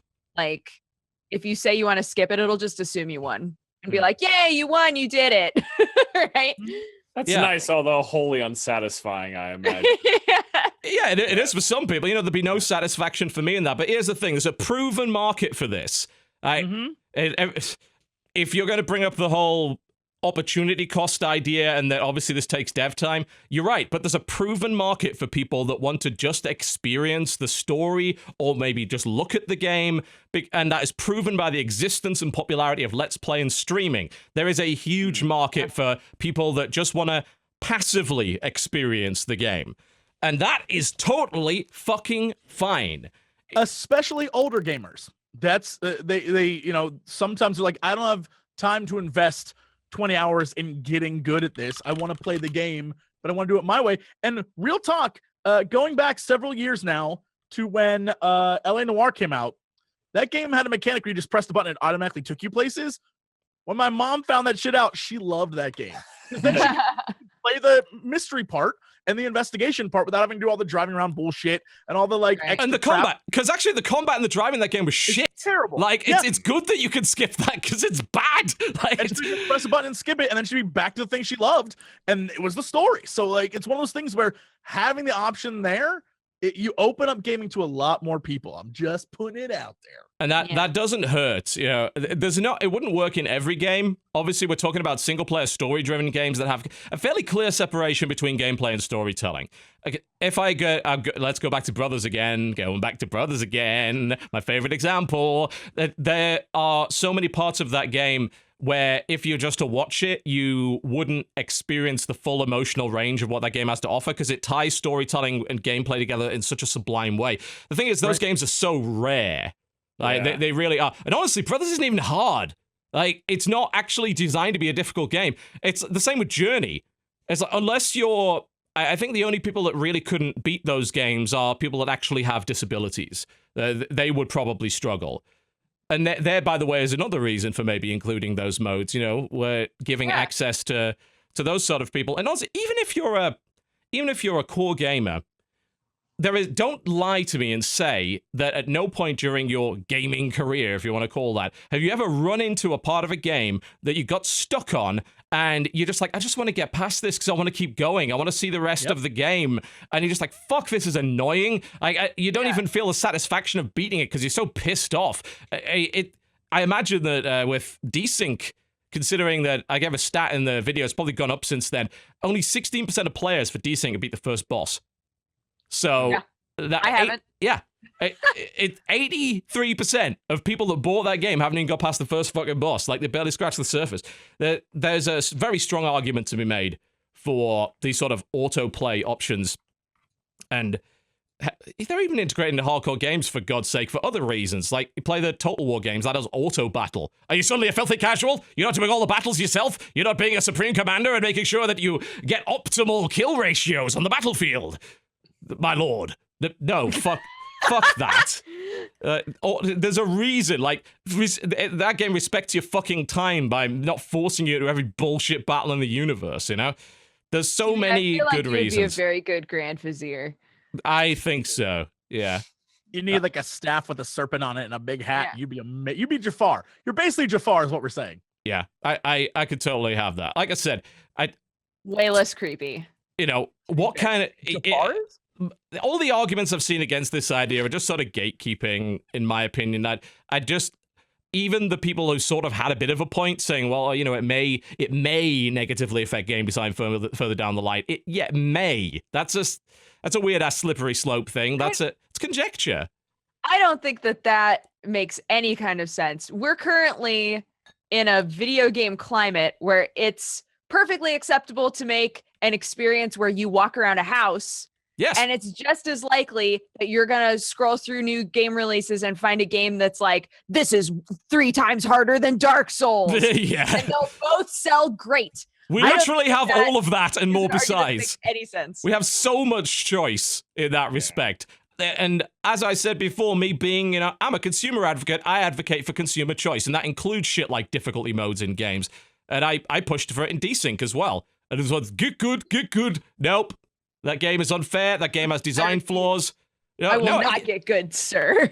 Yeah, it's like, that's bollocks. And even if some things are my fault, it's like, so? Like, okay, oh no, I'm not the perfect gamer, and sometimes I make mistakes. Wow. I mean, I'm glad that everyone else is amazing, though. All those guys that don't stream and never post their gameplay or any evidence ever, they're amazing at the game and they never make mistakes, and you're just a fucking casual. You should just be like us. We're perfect in every way. We're robots designed for perfect gameplay. I believe it. Yeah, right. Get good. I had someone. said there. Yeah. Get good. Get good. Such an annoying misinterpretation and like hijacking of that word, Yeah. It's like, it's not even like, I don't think my experience with the Souls community in general isn't that they're not like some fucking giant gatekeeping bunch of elitist assholes. For the most part, they're welcoming. They just have the same attitude towards people that complain about the game. Because they already know through their experience, and because everybody has played it so many times and that game has been deconstructed to death, that the game is basically fair. So if you are complaining about it, it's your fault. Mm-hmm. You're the one who's bad, and they'll help you if you show you're willing to be helped. That's the thing is, like, I totally agree. I feel like the Souls community is fully willing to help you with a boss, help you understand mechanics. They want you to understand all of the cool lore. They want you to look at all of the items that have the best lore. They really love it and they want to share it. But when people show up and are like, but this game is really hard. It's like, yeah. It's like, well, yeah, that's kind of the point, and so on and so forth. And, we'll help you, but you gotta do it yourself. They want to share the same sense of accomplishment that they got from overcoming those challenges. It's true. They want you to be...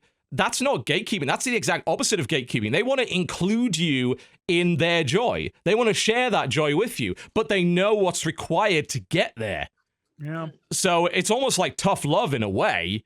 It's saying, look, seriously, the only way you're going to be able to share this same joy that we have is if you get good. But so no, it's not gatekeeping at all. The joy in games comes from like what particular game that is. And I think in Dark Souls case, the joy is the struggle to beat the struggle.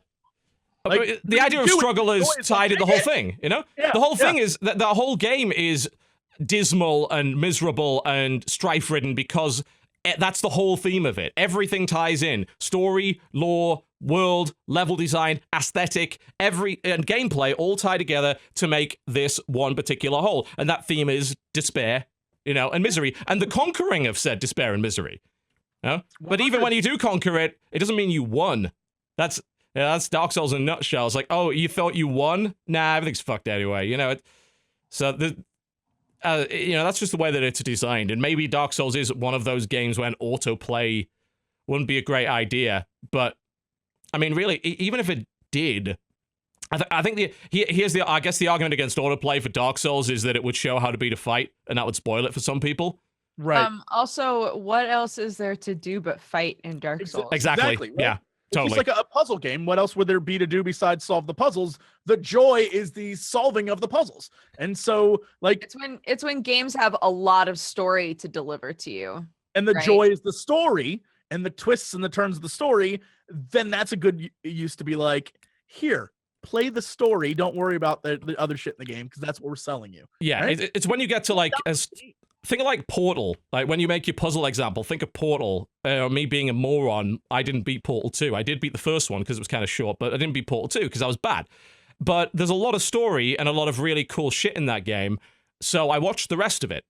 And I probably didn't get the same experience as everybody else because I didn't play all of it, but the problem was my stupidity was preventing me from getting through the rest of it. So I was like, well, I got two choices, really, because I'm too annoyed and frustrated to continue with this. I either get most of the experience by watching, or I just don't get any of it. Right. It was Charlie Brooker, I think, like, or somebody on his show, GamesWipe, made that big remark about, like, games are so weird. Like, you don't watch a movie and then halfway through it stops the movie to make you take a written test to ensure that you followed the plot so far, so you get to watch the rest of it. And if you don't pass the test, you don't get to see the rest of it. Like, games are very unique in that way. You know, it's funny that because this whole conversation, I was going to say this earlier on, that I wonder with this discussion if there's like room in the market for these. Video games cost much more than movies. So if there are people who want to experience games just for the story, I wonder if there's room for reduced price versions of games that are just the story. So you watch it like a movie, because you could argue that you lose some of the value of what a game is by not playing it, by just watching it. So if we get these automated experiences, or basically just cutscenes stitched together. There's one example of that actually existing. I was just thinking, it's like, I mean, it's a very difficult thing to if you were to actually make it a game, that means you make it two entirely different versions of games. That would be hugely complex, I imagine. But that whole cutscene thing happened when I bought the Kingdom Hearts collection for PS3. There are I was because I didn't know fuck all about Kingdom Hearts. I still don't, by the way. I played some of that game and thought it wasn't for me. No, it makes sense. Don't worry about it. On the disc for one of the collections, there is just a cutscene only version of one of the other games. You don't get the full thing, but you do get all the cutscenes. You actually just get to watch the story, as it were. So there is a commercial example of that existing. It's just a bit of an odd one. And real talk, if you do a search of any game, and you go to YouTube, and let's say you go to Nier Automata, the movie. If you look that up, someone has already played through the whole game and just uploaded all the cutscenes or whatever. Yeah, I mean, I know all that stuff's gonna already be on. No, but I'm saying, like, the market's there. The market's there, so why not take advantage of it? it? Why not make it official? People are already obviously consuming that anyway, so make it official, and you can sell a few extra copies. Instead of somebody watching your game for free on YouTube, you convince them to buy it because it has that mode, because they know they're not going to get stopped from seeing everything. And I know a lot of us are going to look at it as weird. It's like, because we're gamers, but you got to understand that we're getting older. I have less time for bullshit than I used to. I'm getting slower. Eventually when I'm like 50 or 60, I'm probably not going to be able to play Quake or anything like that. One of the reflexes for it. My eyes will be fucked you'll up. have robot arms by then. Can we talk about this for a second? Listen, I've been talking about this the past couple of weeks, and I have people that refuse or refute the fact that as you get older, your reaction time slows down. That's bullshit. The studies have already been done. It boggles, like, but the people who are doing that are like 22. Yeah, I know. Well, that's what I'm thinking. Like, how could you make that argument? You mean to tell me that, like, let's take it to the extreme, that a 90-year-old is going to have the same reaction time as a 20-year-old? Obviously not. So scientifically false. There's a progression. There's a scale that as you get. I just get so frustrated because I brought this up at one point in a video the past few weeks about how, I'm getting into my 30s. I'm not quite as good as I was in my late teens and early 20s. And people are like, there's no truth behind the fact that reaction time slows down when you get older. I'm like, bullshit. Not only have they done studies on reaction time, but they've even got as far as to do studies on fucking gaming reaction time. They came up with the optimal age to be a StarCraft pro gamer, for God's sake. What was it? Let me find out. 13. StarCraft 2 study 15 or 16 reveals how quickly the game ages. This is from 2014. Like, this thing already exists. There was research done on it. I just clicked Daily Dot and the fucking article isn't there. What the hell are they doing? They just put a picture up. This isn't helpful. Good. I like this. You know why it's important then to have the discussion, to think about the easier aspects of games, because as we've said numerous times, the average is in the 30s. Yeah, I found it. He's 33, I think. What's the age, TB? All right, here's some information. So an example was given from the study. A typical bronze player at the age of 39, equal in all other respects to 24-year-old adversary, can be expected to be around 150 milliseconds slower in their typical looking, doing latencies. That is, recognize something on the screen with your eyes and then translate that into an action, costing about 30 seconds over a typical 15-minute Bronze League game containing 200 looking doing cycles. That's Bronze League, as in that's about 10 times slower than a pro-level gamer. Yeah. So the effect is massive, and that's not even to mention the damage that can be done to your fucking wrists when you play games and all sorts of things like that. And I believe that their idea is as StarCraft 2 players reach and pass 24, their cognitive motor skills start to fade. And like people will point to certain professional gamers in whatever game that are like 30 or 40. I'm like, oh yes, there's always going to be outliers. There'll always be an outlier. Depending on your health, how you take care of yourself, and just personal whether skill. you play Protoss, you know, Right. if you're Terran, you're retiring at 24 because your wrists exploded, but if you're playing Protoss, you can get well into your 60s. Totally fine. Exactly. But like, yeah, there'll be examples of people who are still good. No one's ever saying you can't be good at games in your 30s and your 40s and your 50s, but you're not going to be as good as you would have potentially been in your early 20s. Yeah. Or, if you can make up for some of that with experience, but you know, I think the best examples may be who is he? What's his name? Old Man Fear. Old Man Fear in Dota. You know, one of the oldest Dota players. You know, if he had the same level of experience at a much younger age, he'd probably be the best Dota player in the world because he'd have the combination of the speed and the experience. And I think he recently retired, if I recall correctly. I don't follow the Dota Pro scene that much, but he was playing older than most people, and he was doing really well. But it's like, wow, imagine, you know, all of that experience that he's gathered with the reaction times of a 20-year-old. right. Can I add something that was kind of cool? Sam and I were watching a Smash tournament. I can't remember which one it was. It was while we were moving. We had it on as just like background noise while we were moving stuff around. And they had a whole segment that they did in the middle of this tournament where like a registered nurse came out and showed everybody wrist exercises. Mhm. And we were like, that's pretty awesome. She was Yeah. like, specifically for this type of game, you're going to want to, you know, every round or so, you're going to want to do a little bit of this. And then after you've done like 5 or 6 rounds, you know, maybe like get up and stretch and like do a little bit of this with your wrists. And we were like, that's actually pretty awesome that they're doing that because they're, you know, they're acknowledging that everybody has these super wrists if they're in these tournaments. Yeah. I mean, I can already feel the Grim Reaper that is arthritis creeping in on a daily basis. I'm not gonna lie, like I can give you a real world example of that in action. You know, the team captain of my Korean esports team back when we still ran it, Crank, has severe neck and back problems as a result of pro gaming, and he's had to have surgery. He's even now had to. He's trying to get a desktop mic because the headset, even just a regular headset, puts enough pressure on his neck to cause pain. Oh, And- God, poor dude. And he's a Protoss player. I mean, if you know, Protoss being like the lowest APM race in the game, shade, Protoss. But if you, the amount of the so-called Terran exploding wrist syndrome is a real thing. The amount of pro Terran players in Korea that have had to have wrist surgery is insane. The ratio is bonkers. Like it's the highest ratio of any career in Korea. Like, they get more wrist surgery than pro badminton players, for fuck's sake. And they're in their 20s. Like, Crank's not even 30. He's like 25 or something. Social experiment. Who's like Faker? Follow him for the next 4 years. See where he goes. See his career trajectory. Because that's kind of like he's 20 or 21 right now. Follow that dude. He best in the world. See what happens as he ages. Like, that's just life, Faker, y'all. anyway? That's how it works. I almost feel bad. I feel like this is He's an only argument 20? Wow. that like we shouldn't be because I feel like people who are saying this are either people in their 30s who still want to be pros desperately, so they're arguing that nothing's affecting them, or really young people who just don't understand because they haven't even started. You feel invincible. They're still growing, you know. What I mean? You don't know what it feels like. Your shit starts to break down. You have to start to get up in the middle of the night to pee, you know. And that's going to happen to you earlier than you think. Fuck. Earlier than you think. I mean, I remember when I was a falling apart teenager. now. Like, as a It's all teenager, I over. didn't care when I broke bones skateboarding, snowboarding. Nowadays, I'm like, if I break a bone, I'm fucked. Like, Yeah.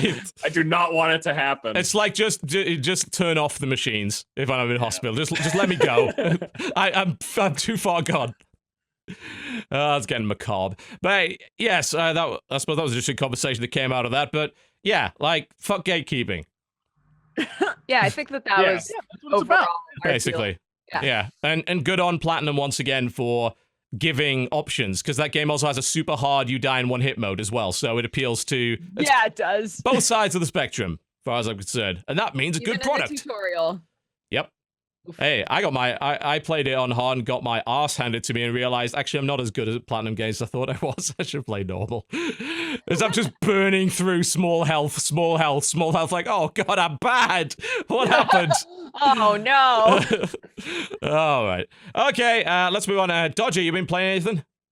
I played that Bad Dream Coma game. All right, tell me. What's going So on did with that? I. Yeah. Really?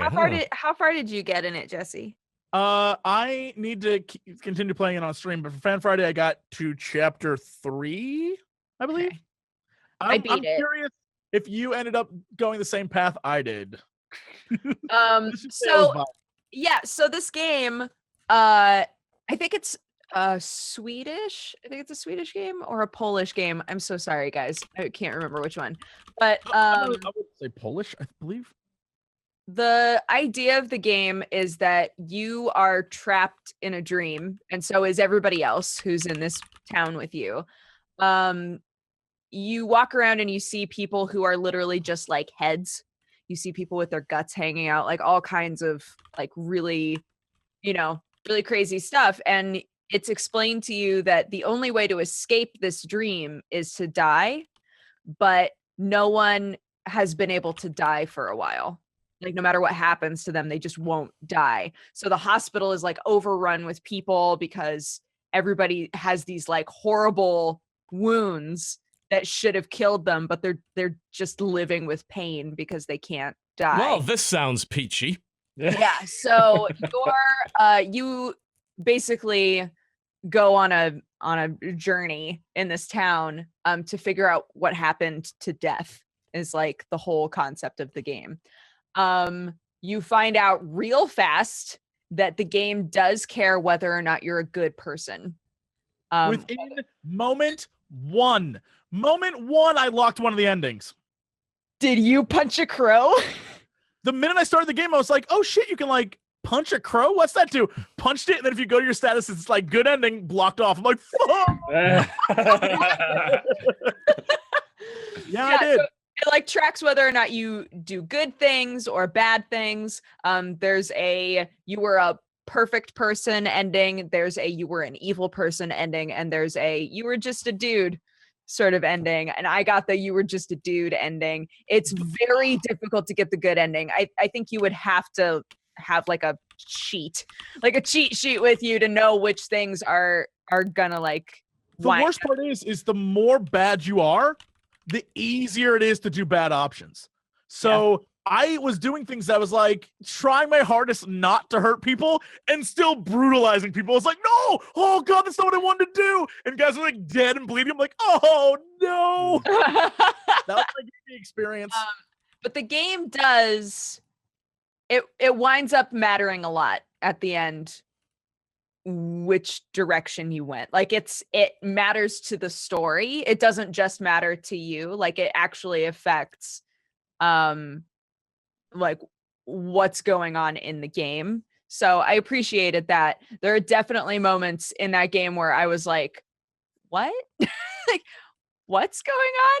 But overall, the way that it played and the sort of like interesting ways that it made you play the game was really cool.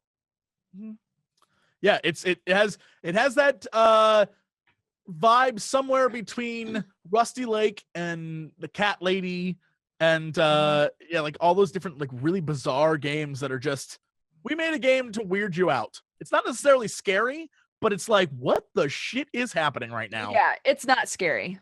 It's definitely not a scary game. There are a couple of moments where it tries to like make you jump, but the thing that it uses to make you jump, you're like, it's not like a scary thing. You're just like, fuck.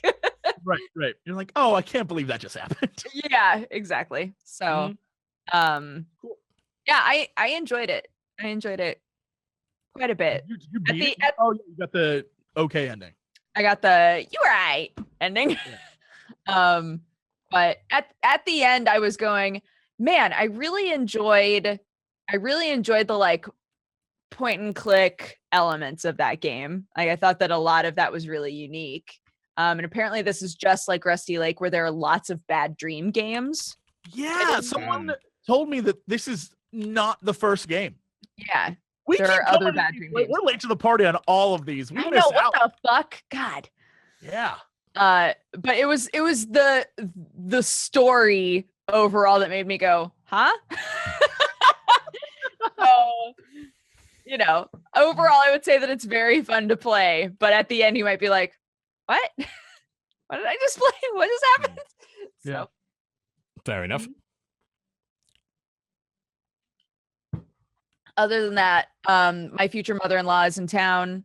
I've been spending a lot of time with her, so I've basically been still just going on Hollow Knight. That game is so long. There is so much to that game.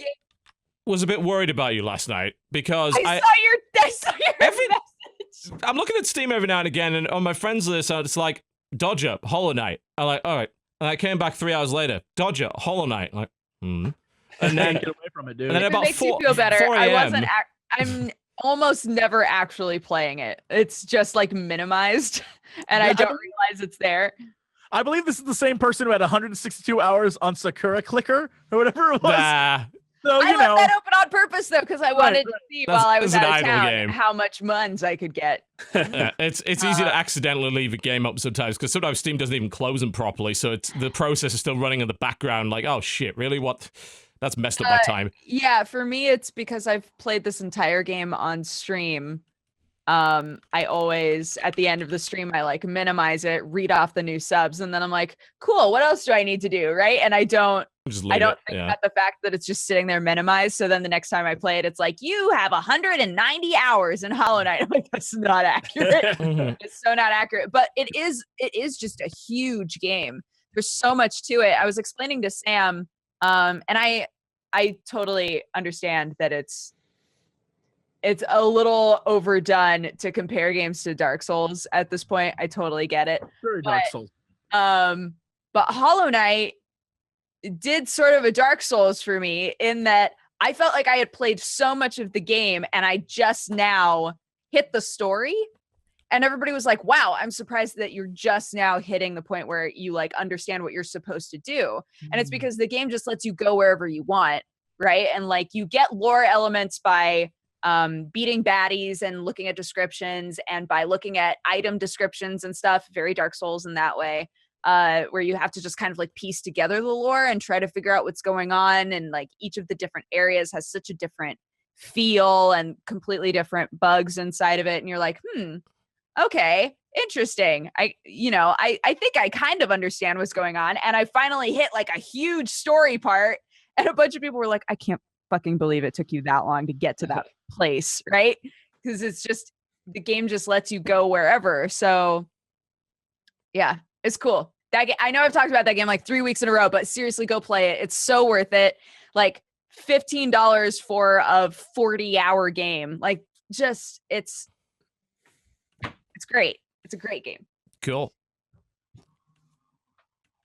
Have you been playing TB? I was playing Faeria, and then people prevented me from doing that by drowning me in recruitment chests. I'm not actually joking. So, let me put it this way. The devs did not anticipate what might happen with this recruitment system, which is an unlimited recruitment system, and it's done in-game via the friends list, which is extremely easy. Now, I was assuming that I wouldn't really get additions to recruitment because it has no recruitment link. So I'm like, all right, sure, maybe 1 or 2 people go through the process. No, it turns out all you need to do is put the dude's name in the friends list. And when they do that, you immediately get a free card pack, and so do they. And the problem is, it pops up immediately on the screen. And if you get a lot of them, they keep coming. And I now have, I thought I'd play a few rounds last night. I couldn't. I logged in, the chests wouldn't end. and I couldn't click play, because you can't click play until you have accepted all of the rewards. I literally cannot play the game now. It's impossible. It was a pain in the ass during the stream, because after every game, I was having to click through like 10 or 20 chests, so that was kind of annoying. Now, it's literally impossible for me to play.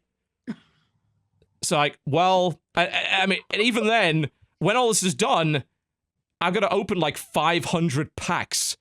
Right. And you got to open them one at a time and click each and every fucking card. I basically have had to stop until the devs patch it. Right. I can't play anymore, which really sucks, because I was getting into that, and I can't play it now. I'm sorry, that's really funny. Fuck. Yeah, that's really funny. It is amusing. It's the biggest first world problem ever, but it literally turned from an annoyance into an actual DDoS of my ability to play the game. Right. I can't play it. It's not possible for me to play the game now. Oh dear.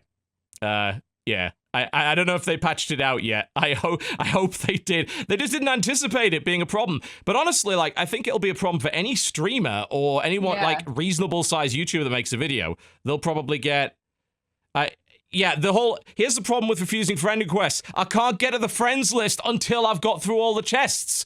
I can't click anything. So no, it's not patched. You can stop it.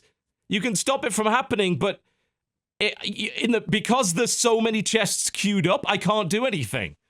So you could be opening them right now, TB. I don't know what you're doing here. I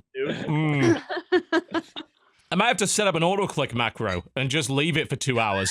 And then you get like banned or something. Yeah, for like using a macro in the game. Oh, Jesus Christ. Yep, so I can't play it. Shame, because I like that game. It's great. Really fun. Really enjoying the arena mode they've got called Pandora, which is really unique, actually. It's got some cool ideas. I thought it was going to be a basic card draft and then, win as much as you can. And it is, but it's got a few little wrinkles in it. Every 10 cards, you get to pick a treasure, which is a super powerful fucking card. And also within the drafting, one color is locked out at the start. So the game has 4 colors and neutral. One of those 4 colors gets locked immediately when you start drafting, so you'll never get cards of that color. So as you continue to pick cards, if you have a lot of one color, the draft picks will start to trend towards that color. So if all you're doing is picking red, it's going to give you more red options as you go.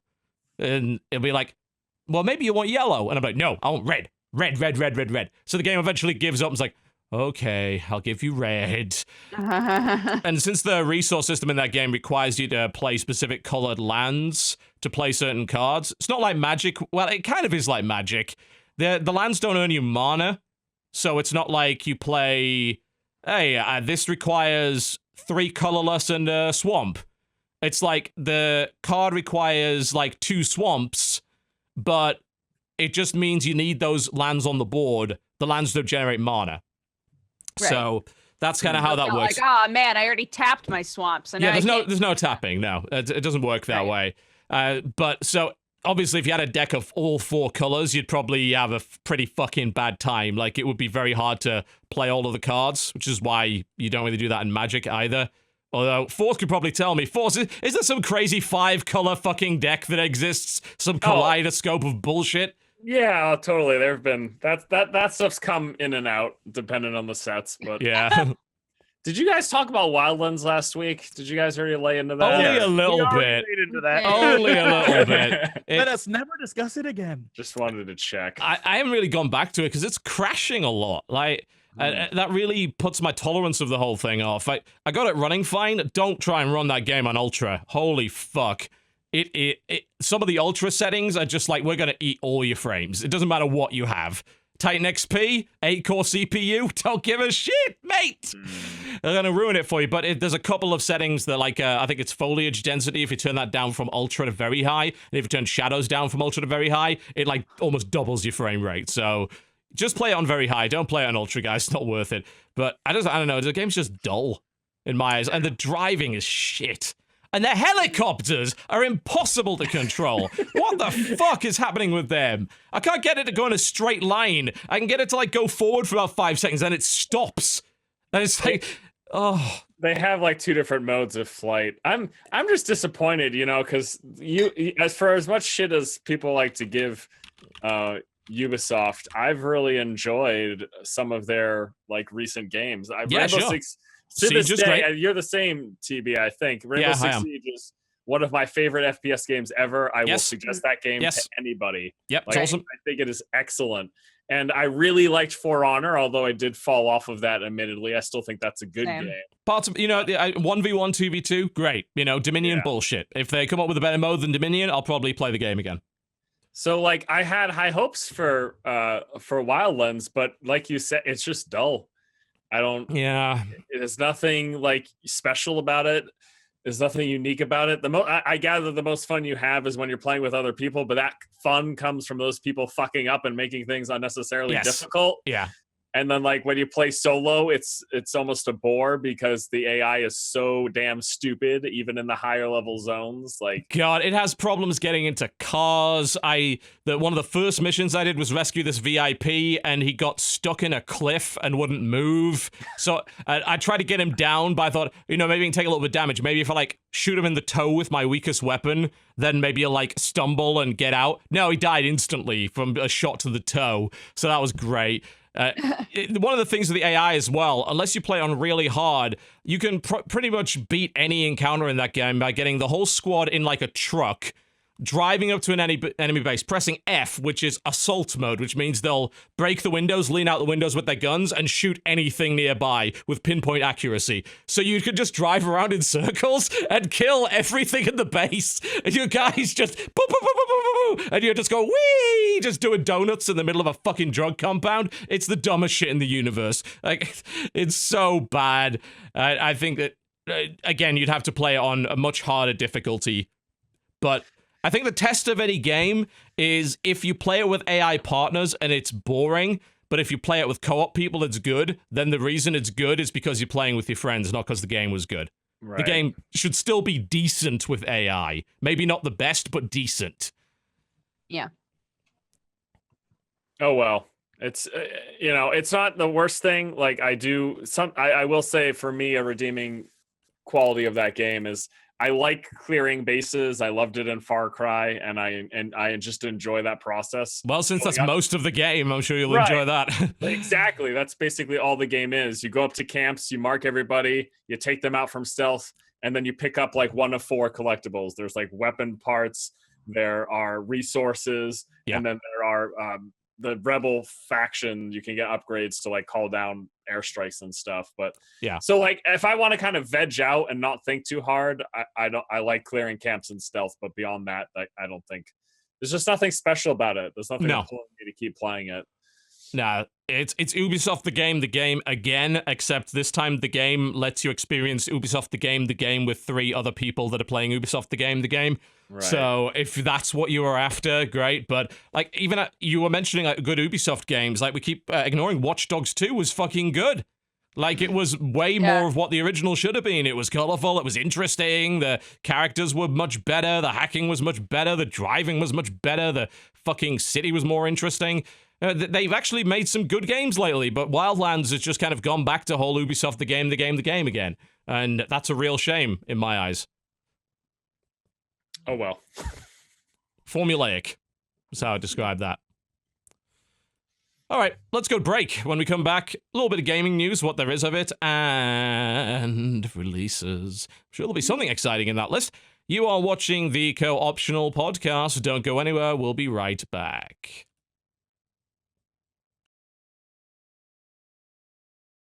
After a month's hiatus, Shoutcraft Kings returns on the 18th of March 2016. 2017, kicking off at 8 a.m. Eastern with the regional times on the screen for you right here.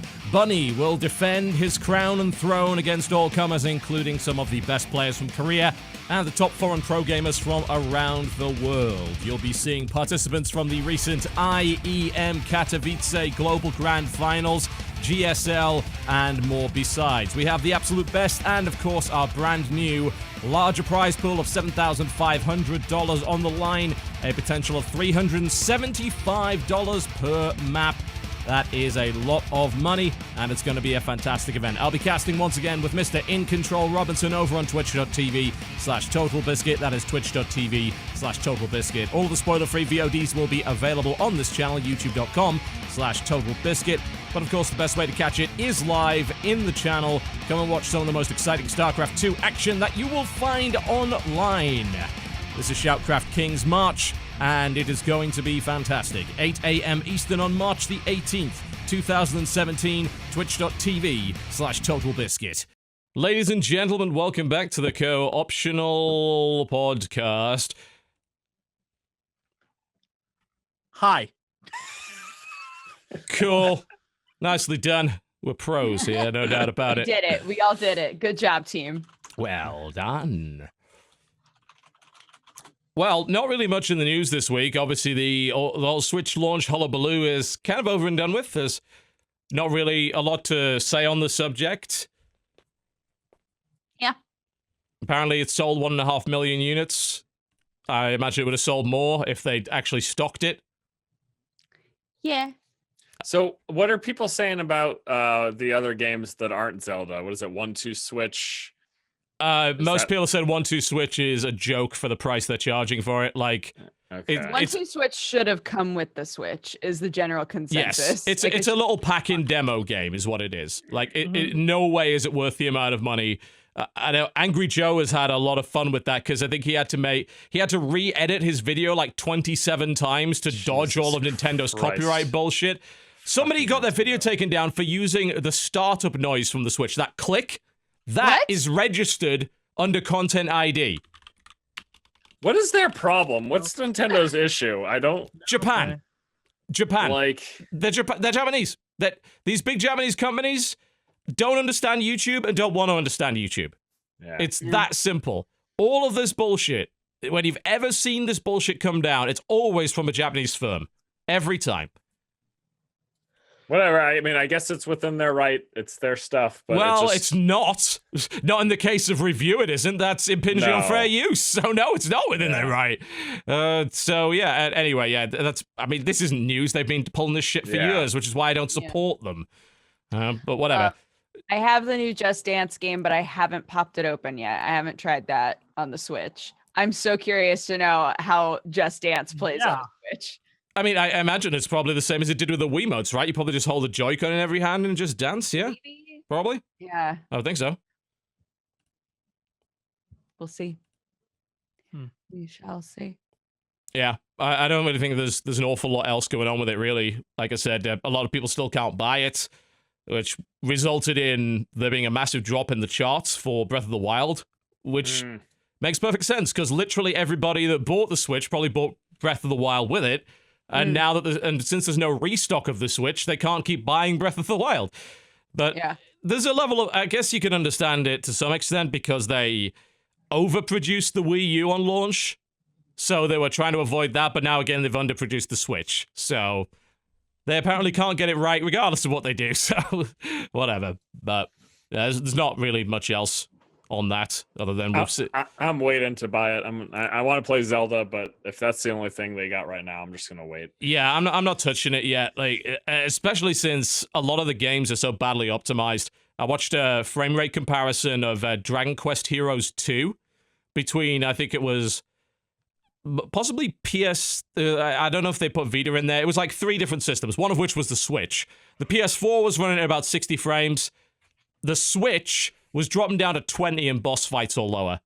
Like, it's got some serious power issues, man. Yeah. It's an underpowered system, and because it's a hybrid system, you've got this weird situation where people are expecting levels of gameplay that you would get from a proper home console, but because it's a portable, it's less powerful.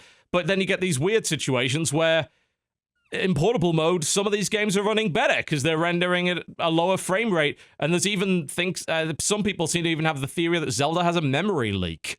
And that's causing a bunch of the performance problems. Again, it's early adopters problems, right? Yeah. Consoles have issues on launch. It's why it's savvy to wait. Yeah.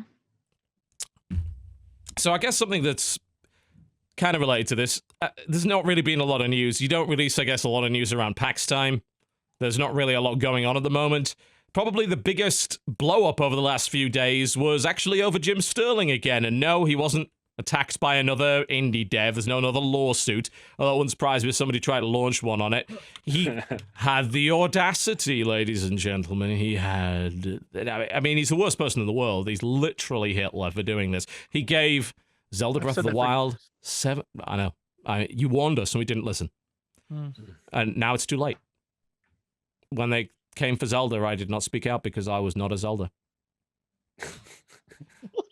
He Only gave one it. person is, I think. Yeah, I know. I mean, I love playing the character of Zelda and running around in the green tunic with the sword. It's really great. But what if Zelda was a girl, though? Like, what if they made a girl Zelda? That's cool. That's cool. That's a cool concept. Old joke, great joke. We recycle them here on this show. Every old trick is new again. Renewable energy, ladies and gentlemen. Guys. We do. We believe in renewable energy sources. 7 out of 10, guys. Yeah. Just to get that out. Yep. So he criticized the game. He gave it a 7 out of 10, which is the lowest score it's received from any major outlet. It had a colossal effect on the Metacritic rating, dropping it from an incredible 98 to an almost unplayable 97. Jesus. Disgusting. Think of the kids, Jim Sterling. As a direct result of this, his site was put under denial of service attack and is still having problems staying up because fanboys are fucking morons. Internet. The re can be heard across oceans. Although, I mean, it is Nintendo, so maybe it's not fanboys. Maybe Nintendo themselves have gone from copyright claims to DDoSing. To DDoS, yeah. I'm very sure we're not allowed to say that. Kids do nowadays. I think it's illegal for us to claim that Nintendo is participating in illegal DDoS attacks. I'm not sure we're allowed to say that on this show, so maybe let's not. They're totally not doing that, guys. I ain't gonna be here next week. Yeah, he doesn't give a shit. Goddamn, coming. It's that fucking Nosferatu, man. He's turned evil now. He doesn't care. Oh. No, but that, yeah. I mean, obviously, this whole thing's ridiculous.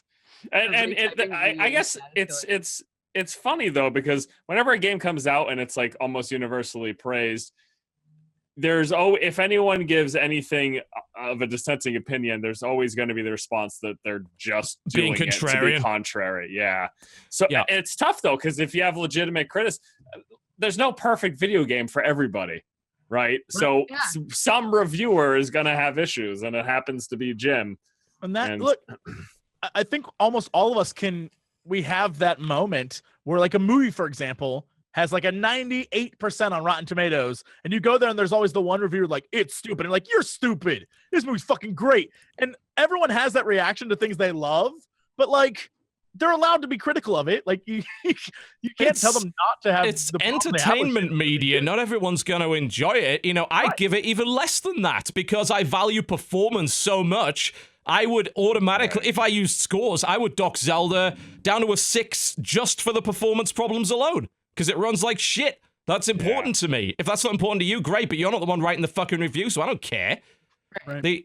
Incidentally, by the way, I don't believe he actually was the lowest. I think, Slant Magazine. Who the fuck is that? Apparently gave it a 6 out of 10. So it was actually, and Gamer and... 10, not enough slants. Yeah, Gamer.no, which is a Norwegian website, also gave it a 6. But I imagine people ignored those sites because nobody... also, incidentally, it wasn't a 6, it's Metacritic's bullshit where they translate 3 stars out of 5 into a 6. Like, so, you know. He's obviously the biggest reviewer to have criticized it. The reaction to it has been... It's sad that it's so fucking predictable that this was going to happen. It really is, and it depresses the hell out of me. Do you happen to know what his major talking points were for his criticisms? Somebody in chat just said the best part is all of Jim's issues with the game were ones that we complained about last week on this show. Yes, they actually were. There were ones that you brought up, and Mathis, the site's still down, incidentally, but the review can be read through an archived link, so it doesn't even fucking matter. His website doesn't even have any ads on it, so it is literally a censorship attempt. That's what it is. That's what. Make no mistake about it. This is a bunch of fucking fanboy morons trying to censor a critic because he said something they didn't like. It's actually a free speech argument at this point. So, his major points were he really hates weapon degradation, which is a thing that we brought that up last week. And, that was discussed at length on this very show. And the idea being that we understand why it's there, but we think the implementation sucks. The fact that you have to pause the game every time a weapon breaks to pick a new weapon from a menu is, in my opinion, bad UI design and breaks game flow. That's shit. Why the hell don't they have, like, a fucking auto-equip? If they were going to emphasize getting improvised weapons from the ground, why give you inventory space for like 50 fucking weapons? Like, clearly, that's not how it works. It's not fucking Dead Rising where you can only carry like 3 or 4. And it's like, oh shit, my stuff's broke. Okay, grab a park bench and hit the zombies with it because I need to at the time. No, you can carry 50 fucking ice acts of moblin slaying. I don't play Zelda. You can carry tons of them. It's just bad design in that respect. He apparently didn't like the puzzle shrines. He obviously brought up the performance issues, and good for him for actually doing that, and go fuck yourself to any reviewer that didn't, because I don't think you're doing your job properly. And there were a couple of other things. Cool. You should probably die, though. Oh, I mean, he needs to drink bleach, obviously, for that. Yeah. I don't know, I don't know if this is even a chilling effect or not in action. Some people might be scared of that kind of reaction, but I think some people will also see a business opportunity in it, which is why it's bad either way, okay? So if it scares people off from rightly criticizing a game, giving a game more leeway than it deserves, letting it off for its flaws, maybe not mentioning them, or maybe smoothing them out a little bit, or giving it a higher score than it deserves, that's bad, because that means you've been given inaccurate information. If it causes people to deliberately become contrarian, knowing that the controversy will drive additional traffic to their site, then that's the opposite problem, but the same problem. They're still being dishonest with you at that point. So either way, it's bad to do this kind of shit. I think that this is like a double problem in the fact that, people definitely do that, where they just go after something because they know it will get them traffic. But also on the Nintendo side of things, I know Nintendo is very much like, if you like our shit, we'll give you more of it. Wink, wink, wink. That's always happened. They do not even try to hide that shit. They're just like, if you talk good about our stuff, we'll send you more of our stuff. We love you. Like they don't even hide that. So like it's a double thing here. I think you're getting a lot of great reviews because people are excited for the game, true, and they like it. But you're also getting a lot of great reviews because people are just like, boy, would I like more Nintendo contacts. And then you get people who are like shitting on the game because they're like, views. Look, find people you trust. Stick with those people because most of them is shiesty as shit. Sorry. What were you gonna say? I was just gonna say it almost makes me think about the argument that in politics, like if you're running for office or anything, you shouldn't accept money. It almost makes me wonder if in reviewing products for consumers that no one should ever get like free early copies or something, which I know that sucks because then people have to wait after the available purchase to check reviews. Right. But this argument's been made a few times, that happens because of people worried that they might not get future copies and that influencing how they might review something, you know what I mean? Yeah, and that's a problem because there's no ideal system here, because if people stop getting early copies, that means there's less information for the consumer around launch. So that actually means that they're less informed, they'll make a bad purchase decision, companies aren't held to account until after the fact. But you're right in saying that it's not just a case of getting a free game. Like some people think, oh, getting a free game means you're biased because that's a gift. Not for people like us, that's paperwork. It's not a gift. For a small YouTuber who's just starting out, who's never had one before, they might be excited about that. It's the same as flying out to like a press event. For your first one, you're super excited about it, but for people that are jaded to this industry and have done this a lot, we don't even do it. We won't get on a plane to go to that studio because it's a pain in the ass. We get offered more games than we care to or have the time to accept. Yeah. You know what I mean? But really, Jesse's point is not just the free game. It's you do right by them, you give them a nice review, and then they might send you more games, and you're also afraid of the blacklist. If you say too many bad things about one of their games, their PR contact might suddenly forget you on the next review copy distribution. Nintendo's known for that. Nintendo Like, actually does a that's the biggest shitload thing. of that. Yes. And it falls on the company to accept that maybe their game is shit and not do that. Like, that's what it's about. Like, they can still send you copies, but as the reviewer, you have the right to be like, I did not enjoy this game. And they should be like, okay, what didn't you enjoy about it? Oh, interesting. All right. Next time we'll go back and we'll try and do that shit, and let's send you another one and try to win you over with this one. Like, that's what it's about. It's not about like fucking like this shit, you'll get more. Like, that's not how it should work. No, there's still a level of responsibility on the critic to be fair and to try and avoid inaccuracy as much as possible. Some people are going to make mistakes or misinterpret aspects of games, because let's be honest, games are really fucking complicated. There are a lot of systems built on top of other systems and mechanics that could be misunderstood. And of course, there's your individual player skill that factors in as well. And you're trying to separate your limitations from the game's limitations and trying to make sure that you don't confuse one for the other. That's actually really hard to do. Because nobody has a perfect understanding of the product. And of course, you're on a deadline for all of this as well. You can't spend 500 hours with the fucking game because there's too many other games you need to look at as well.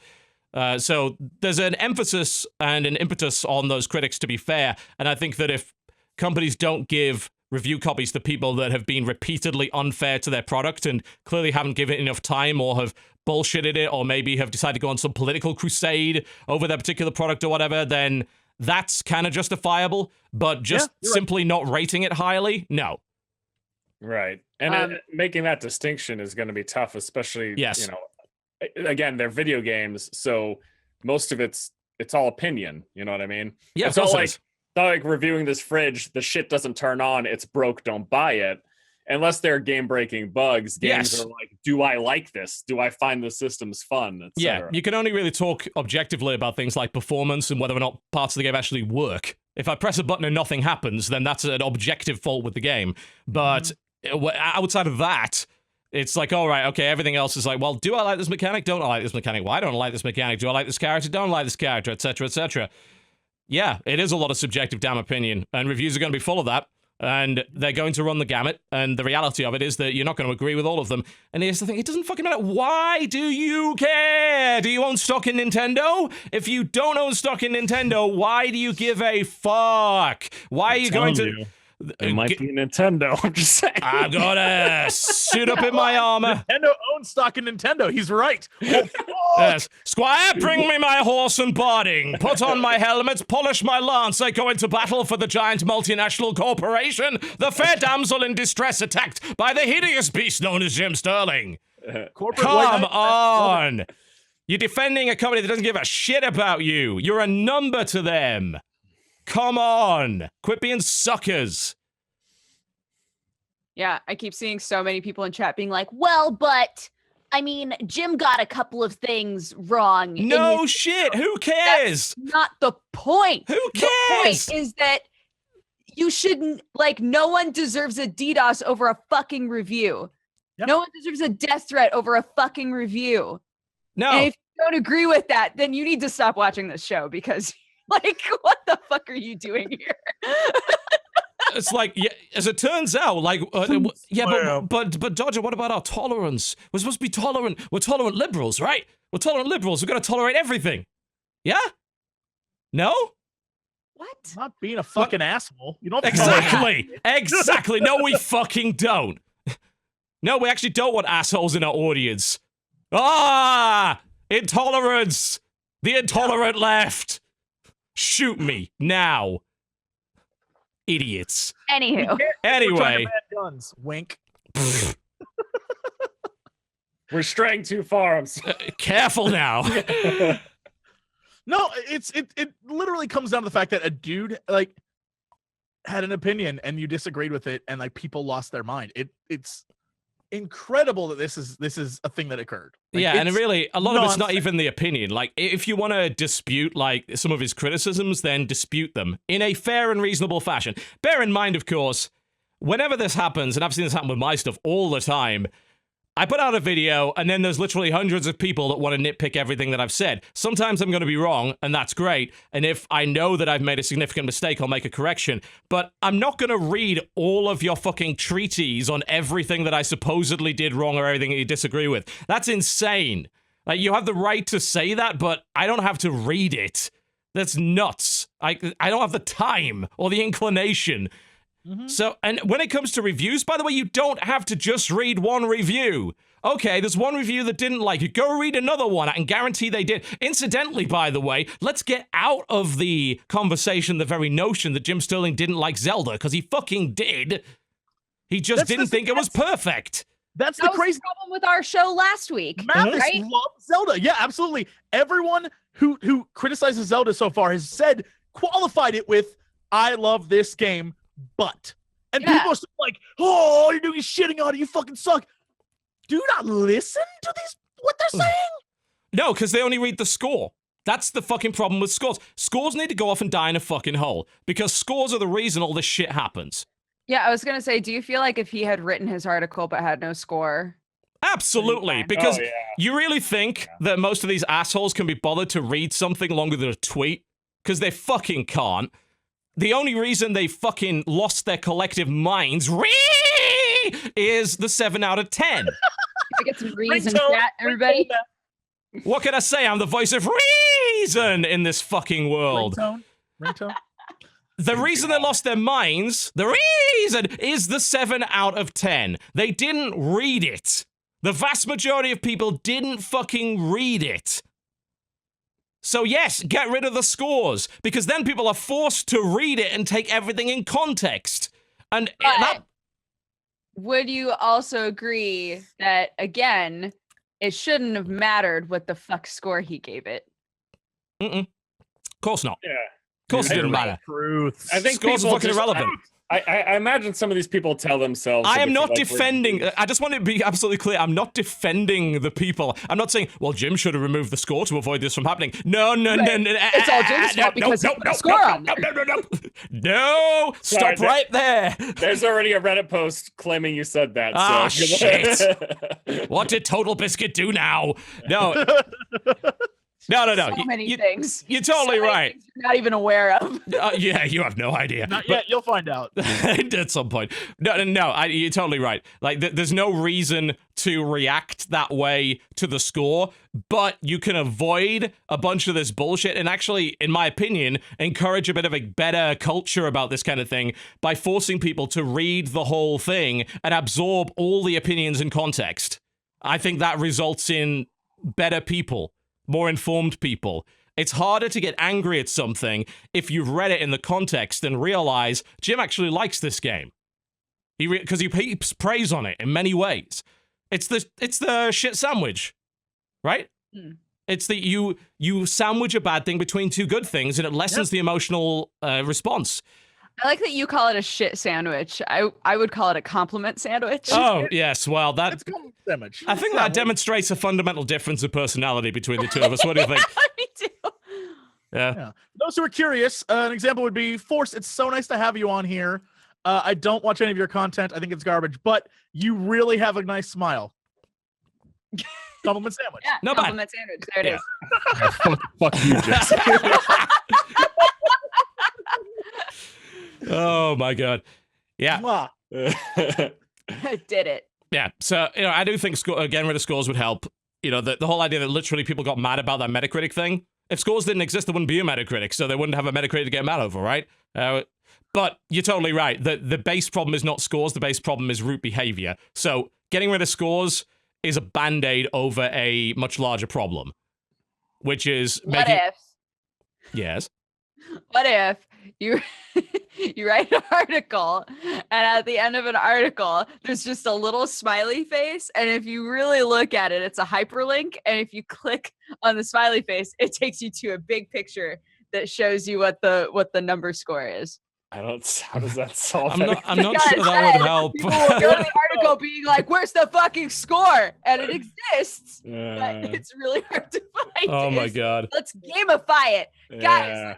Let's gamify game reviews. I know we can. Oh god. Yeah, I mean, the chat makes the point. It's like, why does it affect you? It doesn't. Beyond one little thing, that we can dismiss the idea all we like, but unfortunately, some people define their identity by things that they like, and they allow it to seep into their personality. And when that happens too much, and we see it outside of games as well. I mean, it's politics, basically. It's identity politics we're talking about. If you let your identity be too much defined by the things that you believe in and the things that you like, then a criticism of that thing or belief becomes a criticism of you. Yeah. Ergo, the defensive and aggressive reactions. That sucks. We shouldn't think that way, but it is kind of human nature to do so. We need to educate against it. We need to encourage reasonable discourse. We need to make it abundantly clear that criticism of product, criticism of a thing that you like is not an attack on you.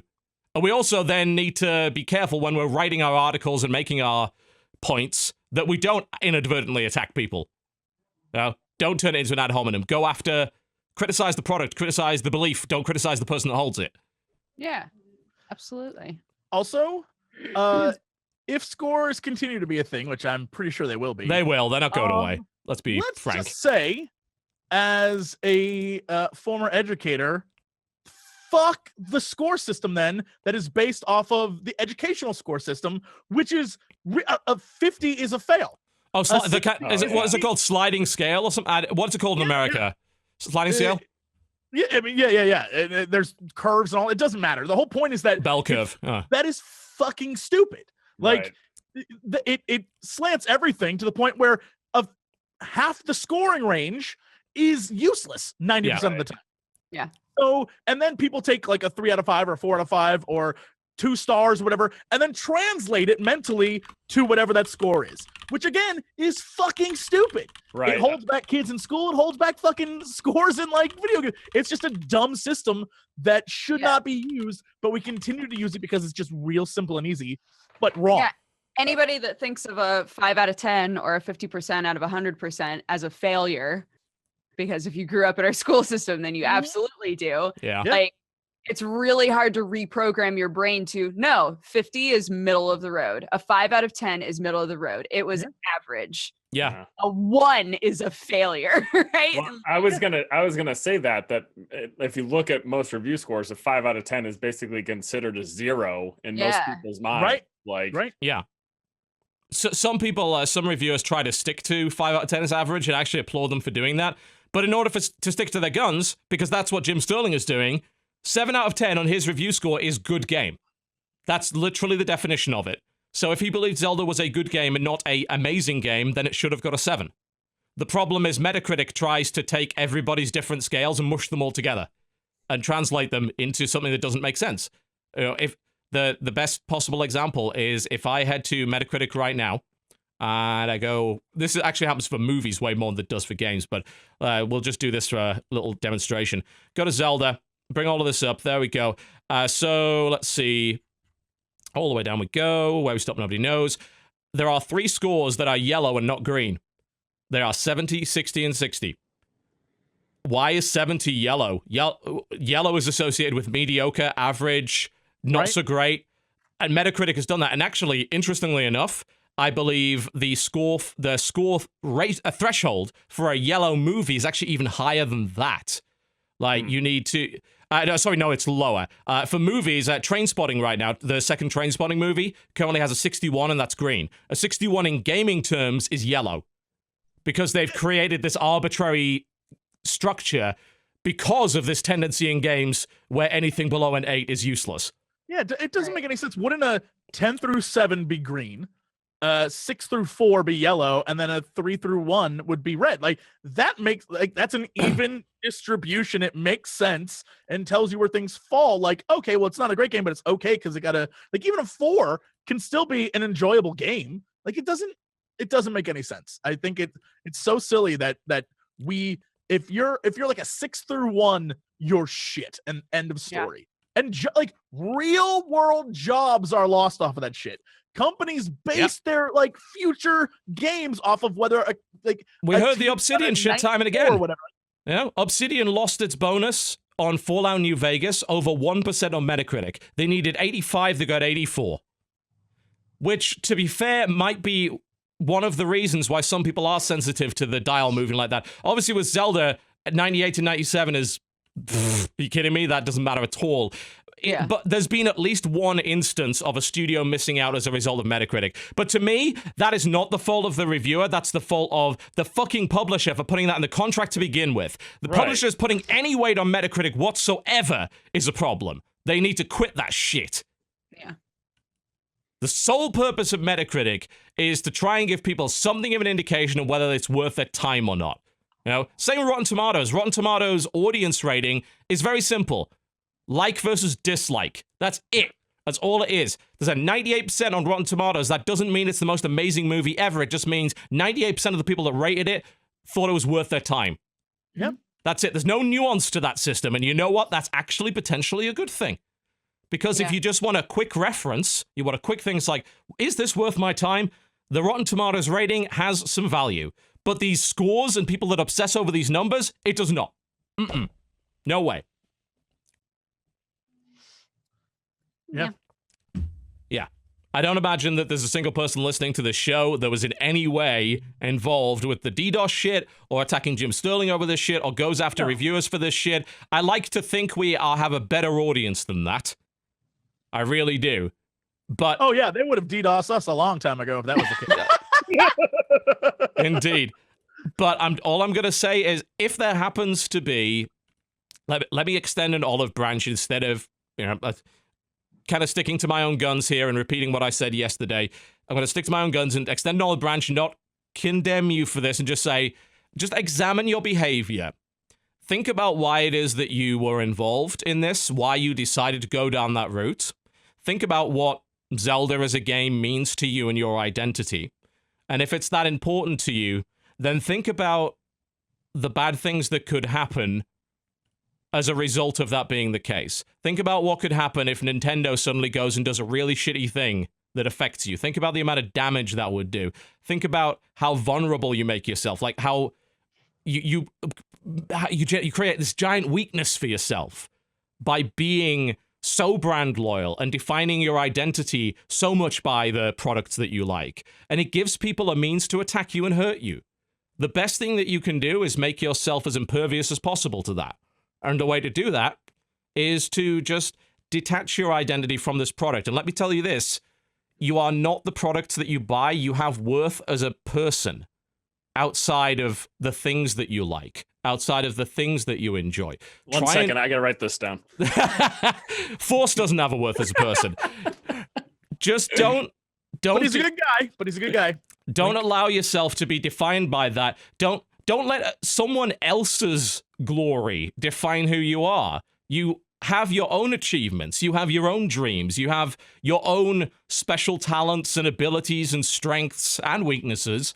And you're defined by those, not by the things that you like. Allow yourself to be defined by your ability to achieve and succeed in life and do something that you find truly fulfilling. Be your own person. Don't be a billboard. Don't be one of those walls that's covered in flyers for bands. Don't be a jigsaw that's made up of parts of other people's work. Hey, wait a second. Is there a problem with walls with band flyers? I think they're kind of beautiful. I'm totally against them. If you think, I like to think of myself as the Seattle gum wall. Ooh, I was there. It's beautiful too.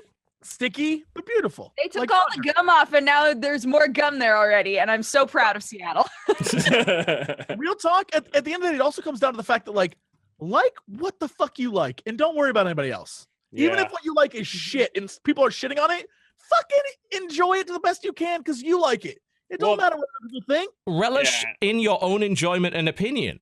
Yeah, don't worry about anybody else's. Here's the thing. Here's a cool thing, right? Here's a way to look at this. If you're in a minority, if you're one of the only people that likes a thing and everybody else doesn't appreciate it, you're unique. like, you're pretty cool and special. You found something that nobody else was able to find in that. And take joy in that, you know? Take real pleasure in that fact, because there's something different about you, and you should celebrate that. The conformity's no fun. Life's too fucking short to be doing the same thing everybody else is doing. Do something different. Relish in something else. And don't worry what these guys say, you know? Take that dislike as a strength, you know? Take it into yourself and say, oh, you weren't capable of enjoying that? Well, sucks to be you. Isn't that a shame? Shame I can't share that enjoyment with you, but I enjoyed it and I loved it. And that makes me special. That makes me a unique person. Think about it that way, maybe. Aw, guys. Aw. I still don't like you. Let's just be clear about this. We're still not friends, okay? Did you just shit sandwich them, TB? All of chat, like, ding, ding, ding. The We have a winner. entire chat is the biggest shit sandwich I've ever. I'm sorry. You think I don't manipulate people through my words? You are sadly mistaken. All right. Shall we move on to releases? Let us do that. Yes. This week's release list includes, of course, you know, Steam and consoles. We've got them all in there now. We're not missing out on that. And was curated by Dodger, who went through the release list and decided to take out the things that she viewed as a waste of time. Yeah, I sure did. All right, guys, March 14th, we've got Real Heroes Firefighter. It's Pardon? a first-person firefighter simulator. Oh, game. I thought you said Real Heroes Fire. I was like, what? Fire. Fire Fry. We just turned into Rammstein for a second there. It was on Wii? I don't know. Was it on Maybe. I have heard of this game before. But yeah, Real Heroes maybe it Firefighter was. on Wii, yeah? Yeah. Finally. I guess. Finally. Next up this is is different. Dead Rising 4. Yeah, so this is the Steam version of the game, and it's compatible with Windows 7, I believe. The original version was a Windows 10 exclusive on PC. Yeah. They've been doing this a few times. They did it with Alan Wake. What I will say is that unlike Alan Wake, the Windows 10 version of Dead Rising 4 didn't run like absolute shit, and that's a good thing. But, I mean, in particular for me, I don't like Dead Rising 4 at all. I think it's just a betrayal of what the franchise was. But hey, yeah, that's just me. The next game is called. Damn I you, had Dodger. to include it. Damn you, Dodger. It's called Coffence. It's a What? fighting game where the people are holding coffee cups. How do you even pronounce? Oh, Jesus. Like offense. But Yeah, Coffence is a high-octane fighting game combining the elegance of fencing with the pure joy of tasty coffee. What in the actual fuck? I like how the weapons are kind of like yo-yos, coffee yo-yos, though. That's interesting. Yeah.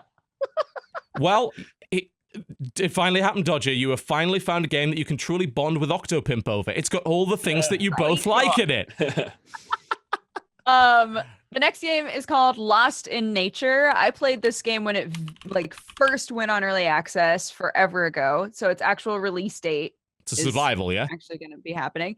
Yeah, it's a game where you crash land on an island and you try to just live on the island. So it's a little bit different in that a lot of those games are very multiplayer focused, and this one is all about just like you surviving by yourself. Yeah, it's been in development for the past 4 years, apparently, and I guess it's yeah, I guess it must have just been released in early access, I suppose. It was one of those weird situations where it's like, has it been in early access and then they put it out? But no, it's got like no reviews or ratings or anything. But you say you played an earlier version of it regardless. I did, yeah. What did you think? Like, do you think it had potential? It was so early that it was kind of hard to tell. It looked really nice, but it didn't have a lot of the like crafting implements or anything like that. Yeah, in it still seems like the UI is really basic. Like, they haven't put a lot of polish there yet. Yeah. But I'm liking like this guy's like building a hut in a little village of his own in first person, which I thought was kind of neat. The next game looks very silly. It's called Neighbor Horde. You and other animals in town team up to fight off zombie Abe Lincolns. As you do. I understand why I put this, but you are really picking the games that are hardest to spell. I gotta say, it's becoming a real problem. Not my fault. I try to bring them up in time for the viewers, and like, I can't spell this, help! All right, this one is it's NEIGHBOR. No, I already have it. It's already up. I found it eventually. I'm just. The list isn't getting any better, TB. Just so you know. For fuck's sake. Yeah. So there's that one. Are you ready? Are you ready to move on, TB? Yeah, I just brought up the text list so that I'd be able to just copy paste because fuck this. Perfect. All The right. next one is called Quizality. It's a VR game where you do trivia. Why? Like, walk through and get quizzed on shit. Wait, you seem to be sort of driving through a post-apocalyptic world, and every now and again it gives you a trivia question. Yeah, I can't figure out, like, what is it, a game that has trivia, or is it just you move through shit and then trivia? You know, actually, as weird as that sounds, this actually makes more sense than I think. It's VR, right? Like, this would be dumb as fuck outside of VR, but we were talking about this earlier, VR's not just about games, like, you can get enjoyment out of experiences with VR, so it seems like they're trying to mix the two things. They're like, hey, we want to make a quiz game in VR, but, you know, the cool thing about VR is we can have crazy environments, so we put the quizzes in crazy environments, and you get to ride through Tron World and on the moon and shit. Actually, I do see the appeal of that. Yeah. It's probably still terrible, but at least I see the purpose. Yeah. The next game is called Ikimu. Oh, for Christ's sake! I told you. EEK. I've got it. Relax. Ikimu, Splinters of the Dark Shard. You're kind of cool. Yeah, it looks cute, right? It's like cute and creepy. You are trying to rescue your friends. Third-person platformer kind of thingy. It's got some combat in it as well. There's a big boss that looks like a just really large bear, I think. All right, okay. Kind of the next game. It is a bit, yeah. It's a bit creepy, isn't it? The next game is not what it sounds like. I don't believe you for a second. It's called Brave Furries. It is not what it sounds like. Not at all. What? The furry princess has been kidnapped, and you are the furry civilians of the kingdom, and you have to solve puzzles to get the furry princess back. I'm so disappointed the description does not at all represent what this game is. Let's not go there. Next up is Paranormal Activity: The Lost Soul. Not to be confused with Paranautical Activity, not the same game at all. No, it's going along with the Paranormal Activity movies. Yeah, I was going to ask, is it licensed? It looks like it is, yeah. Mm-hmm. It's VR. Oh, nope. Yep, nope. Stop that with this old VR horror shit. It's not okay. The next game is VR Sports. Well, I think we know what that's all about then, don't we? It's a VR sports game, but it looks like pretty polished and clean. Actually, these VR games are actually interesting because I finally got around to saying, fuck it, I'm not going to try to play VR in my office anymore because it's clearly not enough space. So I took my old machine and kind of rebuilding it, and I moved it into the media room, and I'm making a big VR space there, so I'm going to play a lot more VR games in the next couple of weeks. Perfect. But I will not be playing this one because it looks kind of lame. Maybe then while you're drowning in how lame the VR game you just tried to play is, you could sit down and play some Western FPS. There's all these games like this that try and emulate the old style of FPS the aesthetic. Old kind of like Doom. Yeah, it's Doom. But with Doom like, it's so weird. It's more Wolfenstein. It almost reminds me of that Noah's Ark, Super Noah's Ark 3D game, which was just a conversion of Wolfenstein, where you were Noah and you had to put the animals to sleep by using a slingshot on them. Yep. Like, none of these games, and I've played several, there was one like called Intruder, I think, a while ago. None of them seem to like capture the awesome aesthetic of stuff like Doom, because you gotta bear in mind that even with limited technology, the guys that made those games are super fucking talented. And even 20, 30 years later, you're not gonna make a game that's like timeless like that. Doom still looks good today. Sonic still looks good today. Super Mario still looks good today, because they were made by fucking geniuses. It's pretty hard to emulate that, I think. Right. The next game is just a cube-based puzzle game. It's called Cubic Complex. And your reason for including this one? I don't know. I liked it. I liked the look of it. Cubes. I don't know. You had made the worst critic. I just like it. I know. I just like it and want it to succeed. Yeah, that's why I'm not a reviewer. That's why I don't review games, because I'd be like, I like this game. You do have to be a bit of an asshole to be a reviewer, I have to say. Like what you like. That's what it's about. It's true. Like, all right, okay. I was just interested. After it. I just wanted to know if she'd seen something that I hadn't. The game after it, which I legitimately think looks awesome, is War of Castle VR. Wait, this is a VR MOBA? Yep. It may suck, but the endeavor alone I'm impressed with. Yeah, actually, it's a good VR trailer too. I think pretty much every VR trailer should include the motions that you'll have to make, like a camera pointing at the person. Yeah. I mean, basically, I don't know if it's really a MOBA, because it seems like you're standing in one place. It's almost like more of a tower defense, really. Yeah, kind of like a reverse stupor. I can't figure out what's going on here. Yeah, because he's picking up various weapons to, I suppose, defend, and there is lane-based combat going on, but it seems like you're just stuck on a platform kind of trying to help. Right. Like you're the tower in the MOBA. Yeah, you're the base tower. Yeah, interesting. Which is interesting in and of itself. It's a cool idea. Yeah. It's probably not good, but it's like Jesse said, they're trying new shit. And eventually something like this might be really, really good. Mm-hmm. So I can applaud them for that. The next game is called Age of Rivals. This looks really fun to me. This does look fun. Oh. Turn-based card game, cool aesthetic. I'm in. It has war elephants. How to run a great civilization in 10 easy steps. 1, get all the gold. 2, gamble away all the gold. Lance without fear. Set your enemies on fire. Okay, all right, I'm in. This is a good trailer. You know, the art of making trailers, especially for indie games, is like something... I know Jim talks a lot about it, but we rarely get into. Like, there's so many just plain bad trailers. Like, I think if this had a bad trailer, I might not be so interested in it, because, like, the aesthetic's not great, all that kind of thing. But because it's got a fun trailer that doesn't take itself too seriously, I'm more interested in playing it now. Yep. And the last game for the 14th is Mystery Riddles, because I love Picross games.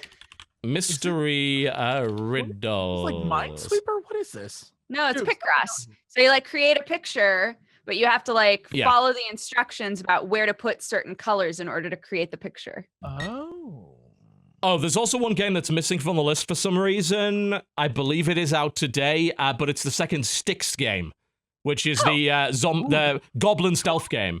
Yeah.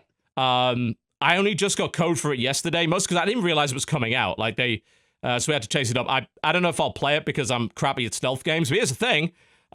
You know what that conversation we were having earlier about difficulty levels? That game, if you play, I think, on normal or higher, it disables your ability to fight. But if you play on easy mode, it actually has a combat system instead of just being a stealth game. So I'll probably play it on easy because I prefer stealth action over pure stealth. But I like that they gave you both options. So yeah, I've just started playing. I know if you want to look at this, Idiotech has a video out on it. Angry Centaur Gaming has a video out on it if you're interested, because it's slipped under many people's radars. It also runs pretty well. I'll say that. The first Styx, I thought it was good. Yeah, it was decent. If you liked stealth, yeah, Styx is pretty cool. I just don't like stealth, so I wasn't really into it. Cool. Moving on to the 15th, Like Clay. It's a walking around game. Story-driven adventure game with horror elements. Yeah. So walking sim. Trying to find your friend by finding messages and audio logs inside of a building. I think a lot of that comes down to how interesting the game ends up being as a story. Like, yeah, whether or not it's intriguing or if it's just like, you read everything. She was in the toilet the whole time. It's like there's nothing in the trailer that like looks different to so many other games in this genre that's getting rapidly expanded, but those games rise or fall on how intriguing they are. Mm-hmm. Incidentally, I actually don't call it a walking simulator because it has puzzles in it. Like, a walking simulator doesn't have gameplay. This has puzzles. You have to find codes and stuff, so, yeah. The next game I left in for Jesse, it's called Etchy Sketch. Oh my god. Etchy Sketch. Draw cute girls every day. My favorite part is the description. It's like, you'll need to show them the ropes, and perhaps a little more. Yeah, it's a visual novel about you being a full-time manga artist working in an office with a bunch of cute girls. Yep. That's like my life dream. You don't have clothes, apparently. Some of them just seem to be very lacking in them, in fact. Naked? Are you crazy? Oh, jeez. It's so bad. It's a good time to apparently like these games, I guess. Right? Also, this trailer and its transitions, holy fuck. You just got a copy of Microsoft Video Maker or something.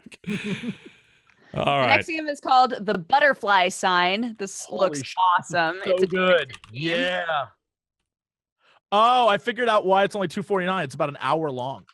That's fine though, right? Like a game like that, but it maybe outstay its welcome if it's longer than that. I'm glad its price matches its length. Right there. Holy shit, that looks awesome. This looks really. It reminds me of that is impressive. The one game where you were like a detective, where you were a cop and you were killed, but you were your ghost. Shit, what's the name of that game? I played it. And I kept... Don't say that, because you end up spoiling what the game is.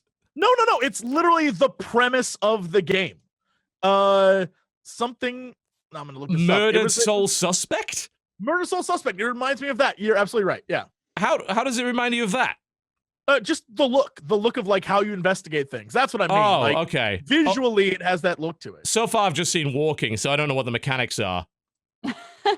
But actually, there doesn't seem to be any mechanics. It's just a walking sim. Oh, towards the end of the trailer. There you go. There you go. You're right. Yep. Yeah, it looks just like that. Okay, now I'm totally getting what you mean. Yeah, you're right. It actually does look like that. Yeah. All right, cool. I'm down. All right. Cool. Next game is called Future Unfolding. It's like a really pretty painterly looking game. It's a little adventure top-down game. This is Bob Ross Simulator 2017, isn't it? Look at the aesthetic and tell me there's not a little bit of Bob Ross involved in that. That is some Sienna Brown right there. Is what that is. Wow. Okay, you're going way over my head with that one. I don't know anything about art. Apparently, he does. I like that though. I haven't seen an aesthetic like that before. That's pretty neat. It's interesting. Like, yeah.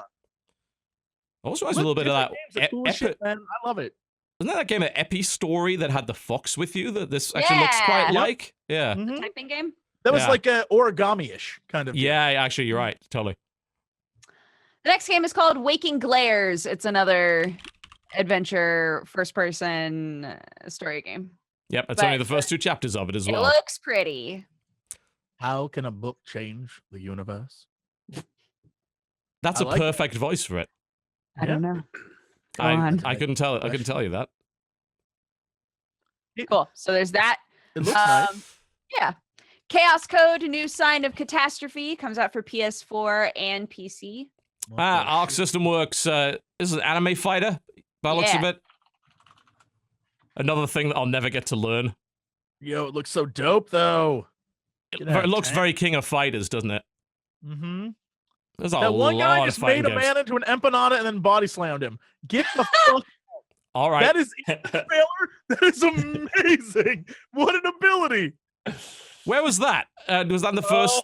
I'm sorry. I need to see this again. It's in the exact middle. It's a little bit before the middle of the actual trailer on the Steam page. Is it after the custom colors bit? Oh shit! I just saw it. That's incredible. Turns him into an empanada. Body slams that empanada. That is instant replay.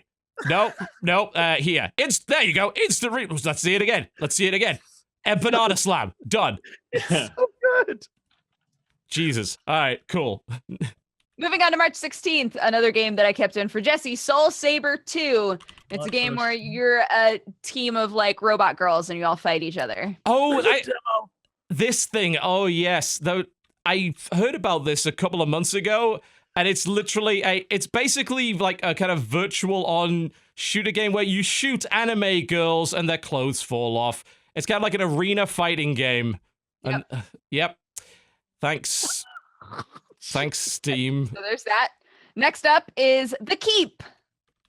The dungeon crawler. Yeah, I think cool. It's been on iOS for a little bit, actually. Yeah, I think so. Very Legends of was it Grimrock? Legend of Grimrock. Yes, very Grimrock. First person dungeon crawler, basically. I mean, it looked good on iOS, but obviously Grimrock exists as well. But I guess if you enjoyed Grimrock, then this is quite a similar style of game.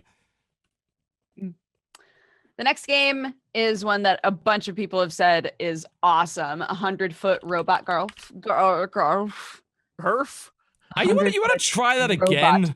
Golf. Donk, do you There you want to go. play Garf with me? Garf, garf. Gandalf, come play Garf. It sounds like a dog with a learning disability that just hasn't learned properly. It's like, garf, garf. Like, no. It's hard to say. 100-foot robot golf. 100 golf, garf, garf. Holy shit, you're not kidding, though. This looks game is amazing fucking looking. awesome. Holy look at this thing. This is insane. I love it. He just fucking knocked a plane out of the sky. Oh, there's anime in it. Of course there is, for some reason. That man just did a amazing dance. What is happening? Why- This is Why are they on amazing. hoverboards? Why not? Why isn't everything on a hoverboard? You can knock over buildings. There's a corgi in it for some reason. Oh, it's got split screen too. I am in. It's dancing. I am in. This looks great. Next. Yep. The next game is called 64.0. It looks very simplistic. It's a Not rhythm kidding game. about that. It's like thanks to the revival of the Atari 2600 aesthetic right here. Yeah, it's a kind of rhythm shooter. Mm. The end of that trailer gets super like that's way too hard Crazy. for- I'll try skip forward. Steam's very, very slow in that regard. The next game is Virtual Rides 3, which is like another one of those, you making rides. Experiences, yeah. VR thing, yeah. Snowflake's Chance is the game after that, Oh, you play which little looks snowflake. awesome, and I want to play it so bad. What? Snowflake's a cute little bunny. Yeah. And it's gonna die. Oh, it got impaled on a spike? That's horrifying. You have 99 chances to escape the pit. There is no hope. Oh my god. Oh my god, I'm having flashbacks of Terraria as he falls down shafts. This is great, actually. It looks great. You go down the elevator by the looks of it. It's like, weirdly enough, like the terrain does look very Terraria-like, doesn't it? Yeah. I think it's the parallax at the back that's doing it. The way the backdrops, that's what really makes it look like that. The game after that is called Pastelia Stories. It's a turn-based game. Japanese-style turn-based role-playing game. What do they mean by that? Is it a tactics game? Is it an SRP? It's actually... Oh, it's also not in English. So what they're doing, they're putting it in early access to fund the English translation. And also to then test the English translation. Right. That's not a bad idea, really. Actually, that's one of the really justifiable reasons, I guess. The problem is that means your potential market is people in Japan and people that know Japanese. That's limiting your demographic a little. Yeah, it is. But I guess if people look at it and they're like, oh, I want that, it would be kind of like crowdfunding, right? Like I can't play it yet, but I want to give them money to see what this is like when it's in English. Yeah, you have a very good point there. That's an interesting way of using the system. The game after that, March 17th, is called Light Apprentice. It's a game that progresses through comic book panels. A comic Like game the book. whole game? Yeah. Ooh. I mean, I like the aesthetic of this, but yeah, so you go through comic books, and it's a choose your own adventure. But it seems like rather than reading text, you are neat.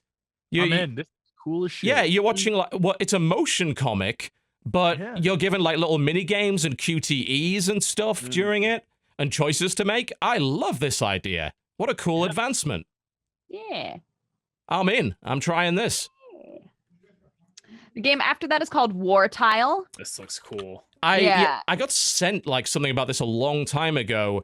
So the next thing apparently is going to be collectible virtual miniatures games. Oh god. Right. Ubisoft has already launched a beta for a Might and Magic related one that I haven't got around to playing yet. War Tile is another one like that.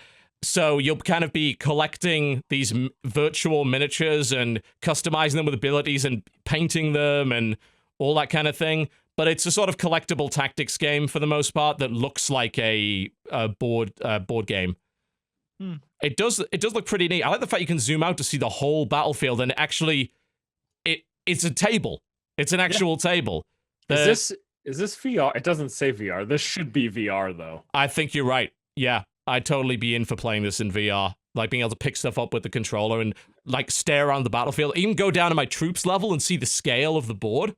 Because Yeah. like this is what people tried to do with the physical models and like putting trees and stuff in, but you know, just a lot more detail and stuff. That'd be really neat. And there's quite a few board games available right now that are tile building games. There's a Magic the Gathering one, and there was an old one, Heroescape, that was released ages ago that was kind of aimed at kids, but you kind of built up the battlefield with like stacks, and height was a factor in the game. So it seems like they've taken that to its logical extreme within a video game. I'll try this. Looks neat. After that is Nier. Yep. Which we already talked about. Nier Automata. I will say, by the way, there's no sign of PC code coming before release. This is out in 2 days. We got told there's no PC code yet. We don't know what the port's like. Just be careful, okay? Yeah. Just wait on it. Yeah. Next up is a game called Antagonist, which it says, team up with the hero of light and unleash devastating combos on your foes. Will you work together to uncover the conspiracy behind the video game cutscene industry, or clash like true heroes and villains? This seems super self-referential and very meta. If it's done well, that could be very amusing indeed. The question is, will it be? It's a cool idea, though. It's apparently a mostly visual novel with some RPG stuff in it. The next game is called Ascender. It's a exploration puzzle game, 2D, kind of like Machinarium and games like that. I like the logo. It's in runes. That's neat, isn't it? Yeah. The game after that is called Ninja Avenger Dragon Blade. That is over the top as fuck. I hope that it embraces that fact. This looks really familiar. Is this by the same dudes that made Kung Fu Strike? I don't know. Checking. Nope. It just looked very familiar to Kung Fu Strike, which was actually, that game had no right to be as good as it was. It looked like complete dog shit until I played it, and it was super cool. I'm not sure if this one, it looks quite as cool as that, but yeah, it's sort of, ninja fighting game. The game after that is called The 10th Line. It is a side-scrolling RPG. And I just liked the look of it. Yeah, art-wise, I think it's cool. Side-scrolling RPG is very interesting. Yeah, it's not been done, a full-on side-scrolling RPG is fairly rare. It's been done a couple of times. I remember a couple of them, but not all that many. Yeah, it doesn't look too shabby. All right, if you want a name that's truly over the top, Tokyo Twilight Ghost Hunters Daybreak. Holy shit, this game looks amazing. The artwork is fucking incredible in this game. Amazing. What the butts? I'm in. Yeah. It's definitely not one of those thrown together visual novels. Like, they actually have a proper artist behind this shit. You're right, it does look very slick, and the combination of that aesthetic with the stylization they're doing, with things like the logos and the lighting, and just that subtle movement that's going on. There's straight up just battles in this game. Yeah, it's interactive fiction, they're calling it. Like, it has some actual gameplay elements. Basically, it's kind of Dangan. I mean, I guess not so much Danganronpa-esque, but it's got gameplay in it as a visual novel. But oh yeah, there's all sorts of crazy shit going on with this. Wow. That's awesome. Looks cool. Yeah. The next one is called it's another Senran Kagura game. It's like the anime girls, and they're doing their thing, and you can choose to play any of the different anime girls and fight other anime girls. It's Estival Versus. I think that's because they've done a few things, haven't they? They've got it's kind of like a spectacle fighter with boobies, but they also did a cooking game or some shit. Yeah. So it's kind of a big franchise thing. I love that the trailer just starts out with the existence of emotions. Yeah, is a booby fighter, is what it is. After that is Foot Rock VR, which is basically stop. We've done this 6 times already. Have we? We really have. I've apparently blacked out every time. I don't blame you at all for having blacked that out. We keep getting back to this shit. Let's stop. Next. You don't want to play Foot Rock? Game after that is called Dead Inside. Which is what I would be after playing Foot Rock VR. It's a survival game. Early access survival. Mm-hmm. Yeah. That looks generic as fuck. And then after that is Lemuria, Lost in Space. What a weird concept here. It's point and click RPG and survival game? Yeah. Question mark? Yeah, I saw this like last week, I think, and it was a bit bonkers. Like, it's a big genre masher. It has a demo, so yeah, I guess you can try it. But yeah, you're right. That's a really weird mix of stuff. After that is a game called Badass. Yo! I am going to assume you included this for us to laugh at, right? Get out of town with these screenshots. Yes. Right? I know. It's a game where you're a loser and then you prove yourself as a badass. Ooh. In an RPG. I like how they name drop. The ladies don't wear clothes, cause fuck it. I love how they name drop Dragon Quest as if that's justifiable. But here is the best line of the whole description. And when you look up and get to purchase a sexy slave for a few dozen bucks. Dozen bucks. I am so. What? I have a few dozen bucks laying around. Oh my god, look at this. Oh, Jesus Christ. Well, I'm playing this. Don't support this kind of thing. And the last game for this week is called Buck. But does he like to fuck? I don't know. He's a dog, so probably. Yes, I would assume he will then. So, yeah. Yeah. Damn, he does look like it. They call it a Metroid brawler, which is an interesting little portmanteau that I've never heard of before. Is he a dog? No, he's a duck. Yeah. Is it? No, he's a dog. Oh, yeah, he looks more like a duck. Hey, this doesn't look bad. Like, once It you actually get into doesn't. the gameplay and the systems, there's like weapon customization and. This reminds me of Shank. Right. You remember Shank? Yeah, That was a little bit. kick-ass. Kind of a bit like that, yeah. It is early access, but yeah, I mean, if they polish this up... that weapon crafting system's kind of neat. They're putting together the parts in a sort of blueprint. That's pretty cool. But that's not a dog, that's a duck. I'm sorry. It's a dog. It's a duck! Look at its beak! What? Look at It's the a size of long- its it's beak! long snout. Clearly It's a dog. It's like like a. this with a little. Alright, we'll split the difference and say it's a platypus, okay? No! No. No, we won't. You guys... Ears like I'm gonna that. say dog. I somewhere on thought the you were stage. tolerant liberals. Where's the compromise? No, It's a platypus. dog. And that's it. Jesus Christ. Yeah. We like Yeah. having fun on this show sometimes. The end. Done. Oh my. Yeah, there's a few noteworthy things there. Like I said, I'm probably going to try War Tile, definitely. Styx is actually... Yeah, it's out right now. Oh, we missed one thing. Huh. Oh no. And I can't believe you missed it, because you missed the Steam version of Monster Mon Piece. Is that out today? It's out right now. And the rub mode is in the game. I Yeah, believe it. good. Oh, love. I assume you just have to do it with your mouse. I guess if you did it with a trackpad on a laptop, right? This game, it survived. That's terrifying. I remember talking about the monster rubbing game years ago, and So long ago. here we are. Can I ask a question? Like, have Extreme they started rub. putting Rub fast. uncensored game on Steam? You And- have to like note it though. Really? Are you sure this is uncensored? It's I'm I'm not looking at sure, it but now. I know that there are uncensored games, is what I'm saying. It says 60 FPS, 1080p, uncensored artwork, good mouse and pad support, Japanese voice subs. Like that's Apparently it also has microtransactions. Enjoy that. of course it does. That's interesting. Yeah, because I mean, there's been a lot of debate as to the whole, should we have nudity on Steam or should we not? We had Lady Killer in a Bind that was uncensored and had that stuff. So I wonder, is Valve just opening the floodgates to that kind of thing now? I don't know. Yeah, I thought it was banned. I thought that you couldn't show nudity on Steam. That's interesting.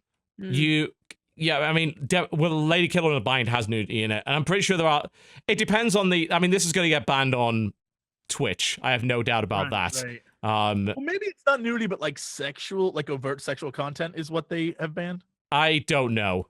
But even then, there's still things in these descriptions that are like link to where you can download the patch. Wink. Some of them do that. Yeah, some of them just like they release the censored version on Steam and then they say if you want to get the uncensored version, you got to download a patch off site. So it lets Valve wash their hands of it. But I don't know. I mean, we've had this discussion before, and I'm interested to see if we see more uncensored games on Steam and that Valve has maybe subtly changed their policy. Needless to say, they didn't tell anybody because that's Valve for you. Yeah. There you go. Cool. I guess we are about done with the show, ladies and gentlemen. Thank you very much for watching. A little bit of a longer show today. I'm losing my voice. I guess I'm not doing any videos today. That's fine. I go set up my VR rig. But if you would like to check out our content, Jesse, what you got coming up this week? What's going on? Yo, if you wanted more Layers of Fear from Scary Game Squad, that is coming. Boy, does that game get better the more you play it. Also, my Bay Loy and I are gonna have more adventures probably today, and that will last throughout the week. And hopefully, I can wrap up a bunch of shit so I can jump into Automata because shit, I want to play that game so badly, and yeah, it's just sitting here. And It's I'm good like, so far. Good so far. That's the plan. Dodger, what you got? Anime news, gaming news, lots of streams. First episode of a new show is gonna go up, so I'd love your guys' feedback on that. Yeah, just same old. So come hang out if you dig what I do. If you've never watched me before, I'd love it if you would give me a shot. Thanks. Force, what Overwatch speculation do you have coming over the next I few don't know what weeks? you're talking about. If you've ever heard of a game called Overwatch, I cover it on my channel. Once in a blue moon, I play other games too. And I stream on Twitch occasionally. Not Overwatch most of the time, coincidentally on Twitch. So Cool. I will see what's coming over the next couple of days. I've got a lot of stuff on my plate at the moment. We'll see what I decide to cover. I don't really want to make any promises. All I'm saying is we're sort of back up to more regular schedule, so there will be more videos coming out this week. Feel free to check out my Too Many Sodding Games video that I released today, which includes praise for Bethesda Pinball, by the way. Just saying. Like, Bethesda Pinball's actually fucking great. And probably better than Elder Scrolls Online. In fact, definitely better than Elder Scrolls Online. So go and have a look at that. The big thing that I'm doing this week is on March the 18th. That is this Saturday. Shoutcraft Kings comes back. We had a month's hiatus due to my surgery, but we are back. And Mr. Bunny, I know it's not very intimidating, is it? His name's Bunny.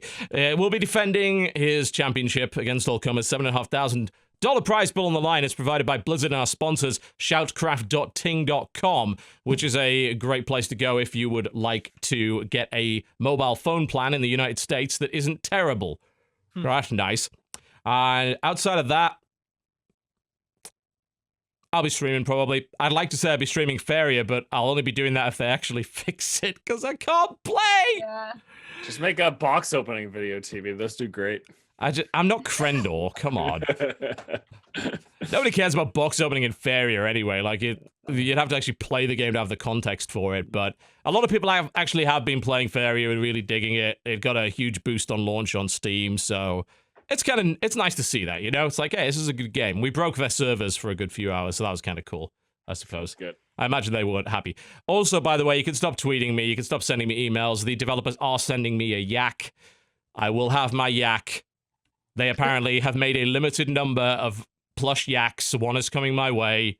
Aw. So I'll have the yak. I will adopt that yak and I will treat it well.